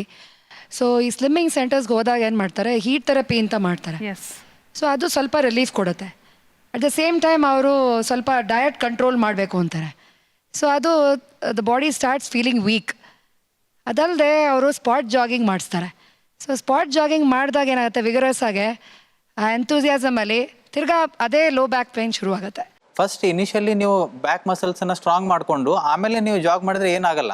ಒಂದೇ ಕಡೆ over the spot jogging for a very long time is not good. Okay, when you go outside then ಅದು ಜಾಸ್ತಿ ಹೆಲ್ಪ್ ಆಗುತ್ತೆ, because all muscles are moving. Okay doctor, ನಂದೊಂದು ಪ್ರಶ್ನೆ ಇದೆ. ಹಿಂದಿನ ಕಾಲದಲ್ಲಿ ಬಹಳ ಮೈ ಮುರಿದು ಬಗ್ಗಿ ಎದ್ದು ಎಲ್ಲ ಭಾರ ಎತ್ಕೊಂಡು ಕಷ್ಟಪಟ್ಟು ಎಲ್ಲರೂ ದುಡಿತಾ ಇದ್ರು, ಕಿಲೋಮೀಟ್ರ್ ಗಟ್ಟಲೆ ನಡೀತಿದ್ರು, ಅಲ್ಲೆಲ್ಲಿರ್ತಿತ್ತು ಅವರಿಗೆ ಅವಕಾಶಗಳು. ಸೊ ಆಗ ಅವರಿಗೆ ಬೆನ್ನೋವು ಬರ್ತಿತ್ತಾ? ಇಲ್ಲ, ಖಂಡಿತವಾಗ್ಲೂ ಇಲ್ಲ. ಅವರು ಎಷ್ಟೆಷ್ಟು ಭಾರದ ಕಲ್ಲುಗಳನ್ನು ಬೇಕಾದರೂ ಎತ್ತಿ ಎಂತೆಂಥ ದೊಡ್ಡ ದೇವಸ್ಥಾನಗಳನ್ನು ಕಟ್ಟಿದ್ದಾರೆ ಜನರೇಷನ್ಸ್ ವರ್ಕ್ ಮಾಡಿಬಿಟ್ಟು. ಆಗ ಬೆನ್ನೋವಿತ್ತಾ? ಇಲ್ಲ. ಈಗ ನಾವು ಜನ್ರೇಷನ್ಸು ಆರಾಮಾಗಿ ಕೂತಿರ್ತೀವಿ, AC ರೂಮಲ್ಲಿ ಕೂತಿರ್ತೀವಿ, ಸೋಫಾದ ಮೇಲೆ ಕೂತಿರ್ತೀವಿ, TV ಮುಂದೆ ಕೂತಿರ್ತೀವಿ, ಆರಾಮಾಗಿರಬೇಕು ಅಂತ ಬಯಸ್ತೀವಿ. ಇಷ್ಟೆಲ್ಲ ಸೌಕರ್ಯ ಇದ್ದರೂ ಕೂಡ ನಮಗೆ ಬೆನ್ನೋವು ಬರ್ತಾ ಇದೆಯಲ್ಲ, ಇದಕ್ಕೇನು ಕಾರಣ? ಈಗ ನೀವು ಮುಂಚೆಯವರು ಚೆನ್ನಾಗಿರ್ತಾ ಇದ್ರು ಅಂತ ಹೇಳಿದ್ರಿ. ಈಗ ಒಂದೇ ಒಂದು ಎಕ್ಸಾಂಪಲ್ ಹೇಳ್ತೀನಿ ನಾನು. ಈಗ ಆಸ್ಟಿಯೋಪೋರೋಸಿಸ್ ಅಂತ ಬರುತ್ತೆ ಅಂತ ಹೇಳಿದ್ನಲ್ಲ, ಅದಕ್ಕೆ 108 ಮೆಡಿಸಿನ್ ಇದಾವೆ ಮಾರ್ಕೆಟಲ್ಲಿ. But you cannot treat with a medicine. ಯಾಕಂದ್ರೆ ಈ ಮನುಷ್ಯ ಫಿಸಿಕಲ್ ಆಗಿ ಆಕ್ಟಿವ್ ಆಗಿರ್ತಾನೆ ನೋಡಿ, ಅವ್ನ ಬೋನ್ ಕ್ವಾಲಿಟಿನೇ ಚೆನ್ನಾಗಿರುತ್ತೆ. ಒಬ್ನು ಸೆಡೆಂಟ್ರಿ ಮನೆಯಲ್ಲಿ ಕೂತ್ಕೊಂಡು ದಿನ ಓಡಾಡ್ಕೊಂಡು ಕ್ಯಾಲ್ಸಿಯಂ ತಗೊಳ್ತಾರೆ ನೋಡಿ, ಅವ್ರ ಬೋನ್ ಕ್ವಾಲಿಟಿನೇ ಚೇಂಜ್ ಆಗಿರುತ್ತೆ. ಅಂತಂದ್ರೆ ನೀವು ಅಡ್ವೈಸ್ ಮಾಡೋದು ಕೂತ್ಕೊಂಡೇ ಇರೋದು ಬೇಡ ಅಂತ ಹೇಳ್ತಿದ್ದೀರಾ? ಸೊ ಫಿಸಿಕಲಿ ಆಕ್ಟಿವ್ ಆಗಿರ್ಬೇಕು. ಫಿಸಿಕಲಿ ಆಕ್ಟಿವ್ ಆಗಿರಬೇಕು. IT ಪ್ರೊಫೆಷನ್ಸ್ ಆರ್ ಡಾಕ್ಟರ್ಸ್, ನಿಮ್ಮ ಪ್ರೊಫೆಷನ್ನೇ ನೋಡೋಣ. ನೀವು ಕೂತ್ಕೊಂಡೆ ಕಂಟಿನ್ಯೂಸ್ ಎಷ್ಟೊಂದು ಪೇಷಂಟ್ಸನ್ನು ನೋಡಬೇಕಾಗತ್ತಲ್ವಾ? ಸೊ ಕೂತಿರಬಾರ್ದು, ಎಸ್ ಓಡಾಡಬೇಕು, ಫಿಸಿಕಲ್ ಆಕ್ಟಿವಿಟಿ ಮಾಡಬೇಕು ಅಂದರೆ ಅದು ಹೇಗಾಗುತ್ತೆ? ಸರ್ಟನ್ ಪ್ರೊಫೆಷನಲ್ಲಿ ಅದು ಆಗ್ತಾ ಇಲ್ಲ ಅಂತ. ಎರ್ಗಾನಮಿಕ್ ಚೇರ್ಸ್ ಆಗಲಿ ಅಥವಾ ವಾಟ್ ಎವರ್ ಸೋಫಾ ಆಗಲಿ, ಸೊ ಅದಿದೆ, ಬಟ್ ಅದನ್ನು ನಾವು ಯೂಸ್ ಮಾಡೋದು ಗೊತ್ತಿರಬೇಕು. ಸೊ ಅವಾಗಲೇ ಆ ಪೇನ್ ಹೋಗುತ್ತೆ. ಓಕೆ, ಒಂದು ಕೆಲಸ ಮಾಡೋಣ. ನಮ್ಮ ಹತ್ರ ಸೆಟ್ ಆಫ್ ಚೇರ್ಸ್ ಇದೆ. Shall we bring the chairs here? So ನಾವು ನೋಡ್ಬೋದಲ್ವಾ ಹೇಗೆ ಅಂತ? ಓಕೆ, ಇದರಲ್ಲಿ ಐಡಿಯಲ್ ಚೇರ್ಸ್ ಯಾವುದು ಮತ್ತು ಅದರಲ್ಲಿ ಹೇಗೆ ಕೂತ್ಕೋಬಹುದು, ನಾವು ಯಾವ ಥರ ಕೂತ್ಕೊಂಡು ನಮ್ಮ ಕೆಲಸನೋ ಅಥವಾ ವಿಶ್ರಾಂತಿನೋ ನಾವು ಪಡಿಬಹುದು ಅನ್ನೋದನ್ನ ಡಾಕ್ಟರ್ಸ್ ತೋರಿಸ್ಕೊಡ್ಬೇಕು. ಸೊ ಇದರಲ್ಲಿ ಟೂ ಟೈಪ್ ಆಫ್ ಚೇರ್ಸ್ ಇದೆ. ಇದರಲ್ಲಿ ಒಂದು ಕಂಪ್ಲೀಟ್ಲಿ ಸ್ಟ್ರೇಟ್ ಚೇರ್ ಇದೆ. ಓಕೆ, ಇದನ್ನು ಸಿಂಪ್ಲೆಸ್ಟ್ ಆಗಿ ತಗೊಂಡು, ಯಾಕಂದ್ರೆ ಮೆಜಾರಿಟಿ ಆಫ್ ದ ಪೀಪಲ್ ಅಲ್ಲಿ it's simpler for me. So ಈ ಪರ್ಟಿಕ್ಯುಲರ್ ಚೇರ್ ಇದು. ಸೊ ಇನ್ ಕೇಸ್ ನಾವು ಇದರಲ್ಲಿ ಕೂತ್ಕೊಂಡ್ರೆ ಈ ಕಂಪ್ಲೀಟ್ಲಿ ಬ್ಯಾಕ್ ಈ ತರ ಸ್ಟ್ರೇಟ್ ಆಗುತ್ತೆ, ಇದರ ಕಂಪ್ಲೀಟ್ಲಿ ಬ್ಯಾಕ್ ಸ್ಟ್ರೇಟ್ ಆಗುತ್ತೆ. ಸೊ ಕರ್ವೇಚರ್ ಸಿಗ್ತಾ ಇಲ್ಲ. ಸೊ ಈ ತರ ಚೇರ್ಸ್ ಕುತ್ಕೊಂಡಾಗ ಒಂದು ಬ್ಯಾಕ್ ಸಪೋರ್ಟ್, ಲಂಬೋಸೈಕ್ರಲ್ ಸಪೋರ್ಟ್ ಅಂತ ಸಿಗುತ್ತೆ. ಸೊ ಆ ಸಪೋರ್ಟ್ ಇಟ್ಕೊಂಡಾಗ ಈ ತರ ಕುತ್ಕೊಂಡ್ರೆ ಏನ್ ತೊಂದರೆ ಏನಿಲ್ಲ. ಸೆಕೆಂಡ್ ಥಿಂಗ್, ಈ ತರ ಚೇರ್ಸ್ ಇದ್ದಾಗ ಇದು ಐಡಿಯಲ್ ಚೇರ್ ಇದೆ, ಯಾಕಂತಂದ್ರೆ ನಮಗೆ ಆರ್ಮ್ ರೆಸ್ಟ್ ಇದೆ, ಅದ್ರ ಜೊತೆ ನಮ್ಮ ಬ್ಯಾಕ್ ಕರ್ವೇಚರ್ನು ಕೂಡ ಇದೆ. ಸೊ ಈ ಪರ್ಟಿಕ್ಯುಲರ್ ಬ್ಯಾಕ್ ಕರ್ವೇಚರ್ ಅಲ್ಲಿ ನಾವು ಕುತ್ಕೊಂಡಾಗ ಕಂಪ್ಲೀಟ್ಲಿ ಬ್ಯಾಕ್ ರೆಸ್ಟ್ ಆಗಬೇಕು, ಇಲ್ಲಿ ಇದನ್ನಾಗಬೇಕು. So back some amount of load arm rest ಮೇಲೆ ಬರುತ್ತೆ, ಸಮ್ ಲೋಡ್ ಇಲ್ಲಿ ಬ್ಯಾಕ್ಗೆ ಹೋಗುತ್ತೆ. ಅದ್ರ ಜೊತೆ ನಮ್ಮ ಕಾಲ್ನು ಕೂಡ ಸ್ವಲ್ಪ ಅಮೌಂಟ್ ಆಫ್ ಲೋಡ್ ಅನ್ನ ಕೆಳಗಡೆ ಕೊಡಬೇಕು. ಓಕೆ, ಸೊ ಈ ಚೇರ್ಸ್ ಅಲ್ಲಿ ನೋಡಿ ಇದಿರ್ಬೋದು, ಇದು ಯಾವ ತರ ಅಂತ ಇದನ್ನು ಕೂಡ. So arm support, foot rest, back support ಹಾಕೋಬೇಕಾಗತ್ತೆ, ಯಾಕಂದ್ರೆ ಇದು ಸ್ಟ್ರೇಟ್ ಇದೆ.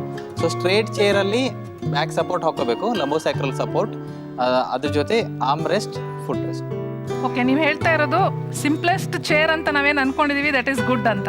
ಈ ಚೇರ್ ಅಲ್ಲಿ ಕುತ್ಕೊಂಡಾಗ ನಮ್ಮ ಪಾದ ಈ ತರ ಹ್ಯಾಂಗ್ ಮಾಡಿದ್ರೆ this is also not good. So ಅವಾಗ ಐಡಿಯಲಿ ನಾವು ಇದನ್ನ ಈ ತರ ಕಾಲ್ ತೆಳಗಡೆ ಈ ತರ ಬಂದ್ಬಿಟ್ಟು ಹಿಂದೆ ಹೋಗ್ಬಿಟ್ಟು ಕುತ್ಕೊಂಡ್ರೆ ದಿಸ್ ಇಸ್ ಐಡಿಯಲ್. ಪಾದಗಳು ತೇಲಾಡ್ತಾ ಇರಬಾರ್ದು, ಅದು ನೆಲದ ಮೇಲೆ ಇರಬೇಕು ಅಂತ ಹೇಳ್ತಿದ್ದೀರಾ. ಓಕೆ, ಆಫೀಸಲ್ಲಿ, ಮನೆಯಲ್ಲಿ ಅಥವಾ ಮದುವೆ ಮನೆಗೆ ಹೋಗಿ ಎಲ್ಲೋದ್ರೂ ಇದೇ ಚೇರೇ ಕಾಣಿಸೋದು ನಿಮಗೆ? ಈ chair it's comfortable for short duration. ಈಗ ಮದುವೆ ಮನೆಗೆ ಹೋದಾಗ ಒಂದು 1 hour, half an hour ಕೂತ್ಕೊಳ್ಳೋಕೆ ಈ ಚೇರ್ ಇಟ್ಸ್ ಫೈನ್. ಇದಕ್ಕೆ ತುಂಬಾ ಹೊತ್ತು ಕೂತ್ಕೋಬೇಕು ಅಂದ್ರೆ ಬ್ಯಾಕ್ ಸಪೋರ್ಟ್ ಇಟ್ಕೊಂಡು ಈ ಚೇರ್ ಇಟ್ರೆ ಇಟ್ ಇಸ್ ಆಲ್ಮೋಸ್ಟ್ ಓಕೆ. ಯಾಕಂದ್ರೆ ಇದಕ್ಕೆ ಆರ್ಮ್ ಸಪೋರ್ಟ್ ಇದೆ, ಕಾಲ್ ಕೆಳಗಡೆ ಇಟ್ಕೋತೀವಿ, ಬ್ಯಾಕ್ ಸಪೋರ್ಟ್ ಬರುತ್ತೆ. So it is almost ideal. Okay, ಇದಿಷ್ಟರಲ್ಲಿ ಯಾವ್ದು ಐಡಿಯಲ್ ಮತ್ತೆ ಯಾವ್ದು ಚೇರ್? ಆಕ್ಚುಲಿ ಇದು ಅಥವಾ ಇದು ಅಂತಂದ್ರೆ ಸಾಕಷ್ಟು ಆಫೀಸ್ಗಳಲ್ಲಿ ಈ ತರದ್ದು ಚೇರ್ಸ್ ಅನ್ನ ಬಳಸ್ತಾರೆ, ಅದನ್ನ ನಾವು ನೋಡಿದೀವಿ. ಇದರಿಂದ ಬೆನ್ನೋಗಿ ಏನು ತೊಂದರೆ ಆಗಲ್ಲ ಅಂತ ಹೇಳ್ತೀವಿ. ಇಲ್ಲ, ಯೂಶಲಿ ನಾವು ಕರೆಕ್ಟ್ ಆಗಿ ನಮ್ದು ಡೆಸ್ಕ್ ನ ಅಡ್ಜಸ್ಟ್ಮೆಂಟ್ ಮಾಡ್ಕೊಂಡು ಕಂಪ್ಯೂಟರ್ ಲೆವೆಲ್, ಐ ಲೆವೆಲ್ ಅಲ್ಲಿ ಇಟ್ಕೊಂಡು, ಅಂದ್ರೆ ಒಂದ್ ಸ್ವಲ್ಪ ಮಟ್ಟಿಗೆ ಕೆಳಗಡೆ ಆದ್ರೆ ಓಕೆ, 1 ಇಂಚ್ ಅಥವಾ 2 ಇಂಚಸ್ ಅಂತ ಅನ್ಕೊಡಿ. ಅದ್ರ ಜೊತೆ ನಾವು ಈ ಪರ್ಟಿಕ್ಯುಲರ್ ಪೊಸಿಷನ್ ಅಲ್ಲಿ ನಾವು ಕುತ್ಕೊಂಡಾಗ ಯೂಶಲಿ ನೆಕ್ ಪೇನ್ ಅಥವಾ ಬ್ಯಾಕ್ ಪೇನ್ ಬರಲ್ಲ. ಮುಂದೆ ಮತ್ತೆ ಚೇರ್ಸ್ನ ಹೇಗೆ ಬಳಸ್ಬೋದು ಅಂತ ನಾವು ನೋಡಿದ್ವಿ. ಮತ್ತೆ ಮುಂದೆ ಪ್ರಶ್ನೆಗಳೇನಾದರೂ ಇದ್ದರೆ ನೇರವಾಗಿ ನೀವು ವೈದ್ಯರನ್ನ ಕೇಳಿ.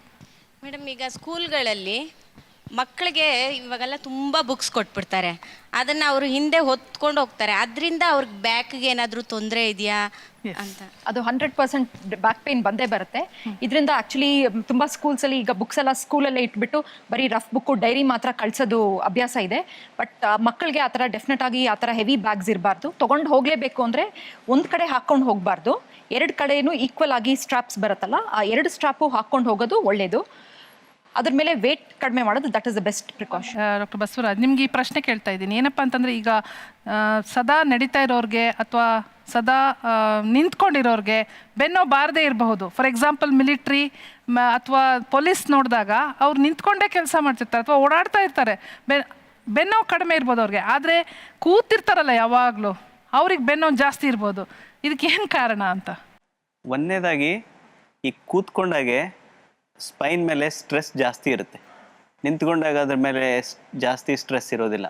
ನಿಂತ್ಕೊಂಡಾಗ ಒಂದು ಪರ್ಟಿಕ್ಯುಲರ್ ಪೋಸ್ಚರಲ್ಲಿ ನಿಂತ್ಕೊಂಡ್ರೆ ಯೂಶುವಲಿ ಬೆನ್ ಮೇಲೆ ಸ್ಟ್ರೇನ್ ಆಗಲ್ಲ. So if you stand like this probably back ಮೇಲೆ ಲೋಡ್ ಬೀಳೋದು. This is a scientific way. ಈ ಥರ ಬೇರೆ ಏನಾದರೂ ಟೆಕ್ನಿಕ್ಸ್ ಆ್ಯಡ್ ಮಾಡೋದೇನಾದರೂ ಇದೆಯಾ? ವೆಹಿಕಲ್ ಡ್ರೈವ್ ಮಾಡುವಾಗ okay, as close to the steering as possible ಅಲ್ಲಿ ಹೋಗಬೇಕು. ಮೊಣಕಾಲು ಈ ಥರ ಪೊಸಿಷನ್ ಇರಬೇಕು. ಲೇಜಿ ಬಾಯ್ ಪೊಸಿಷನ್ ಅಂತ ಹೇಳ್ತೀವಿ ಅದಕ್ಕೆ. ಸೊ ಸ್ಟ್ರೇಟ್ ಬ್ಯಾಕ್ ಸ್ಟ್ರೇಟ್ ಇರುತ್ತೆ, ಸ್ಟೇರಿಂಗ್ ಹತ್ರ ಇರುತ್ತೆ, ಹಿಪ್ ಜಾಯಿಂಟ್ ಆಕ್ಚುಲಿ ಈ ತರ ಇದ್ಬಿಟ್ಟು ಸ್ವಲ್ಪ ಮಟ್ಟಿಗೆ ಜಾಸ್ತಿ ಲೆವೆಲ್ ಒಂದು ಕಾಲು, 2 ಕಾಲು. ಓಕೆ, ನನಗೊಂದು ಪ್ರಶ್ನೆ ಇದೆ. ಈ ಚಪ್ಪಲಿಗೂ ಬೆನ್ನೋವಿಗೂ ಏನಾದರೂ ಸಂಬಂಧ ಇದೆಯಾ ಅಂತ? ಯಾಕಂದ್ರೆ ತುಂಬಾ ಜನ ಫ್ಲಾಟ್ ಆಗಿರೋದನ್ನ ಹಾಕೊಂಡ್ರೆ ಕೆಲವರು ತುಂಬಾ ಹೀಲ್ಸ್ ಹಾಕೊಳ್ತಾರೆ. ಲೇಡಿ ಡಾಕ್ಟರ್, ನಿಮಗೆ ಬರುತ್ತೆ ಈ ಕ್ವಶನ್? ಯಾಕಂದ್ರೆ ನೀವು ನೋಡಿದ್ರೆ ಅಲ್ಲೇ ಕಾಣಿಸ್ತಾ ಇದೆ ನನಗೆ. ಹೈ ಹೀಲ್ಸ್ ಹಾಕೊಂಡ್ರೆ ಡೆಫಿನೆಟ್ ಆಗಿ ಲೋವರ್ ಬ್ಯಾಕ್ ಪೇನ್ ಬರೋ ಚಾನ್ಸಸ್ ಇರುತ್ತೆ.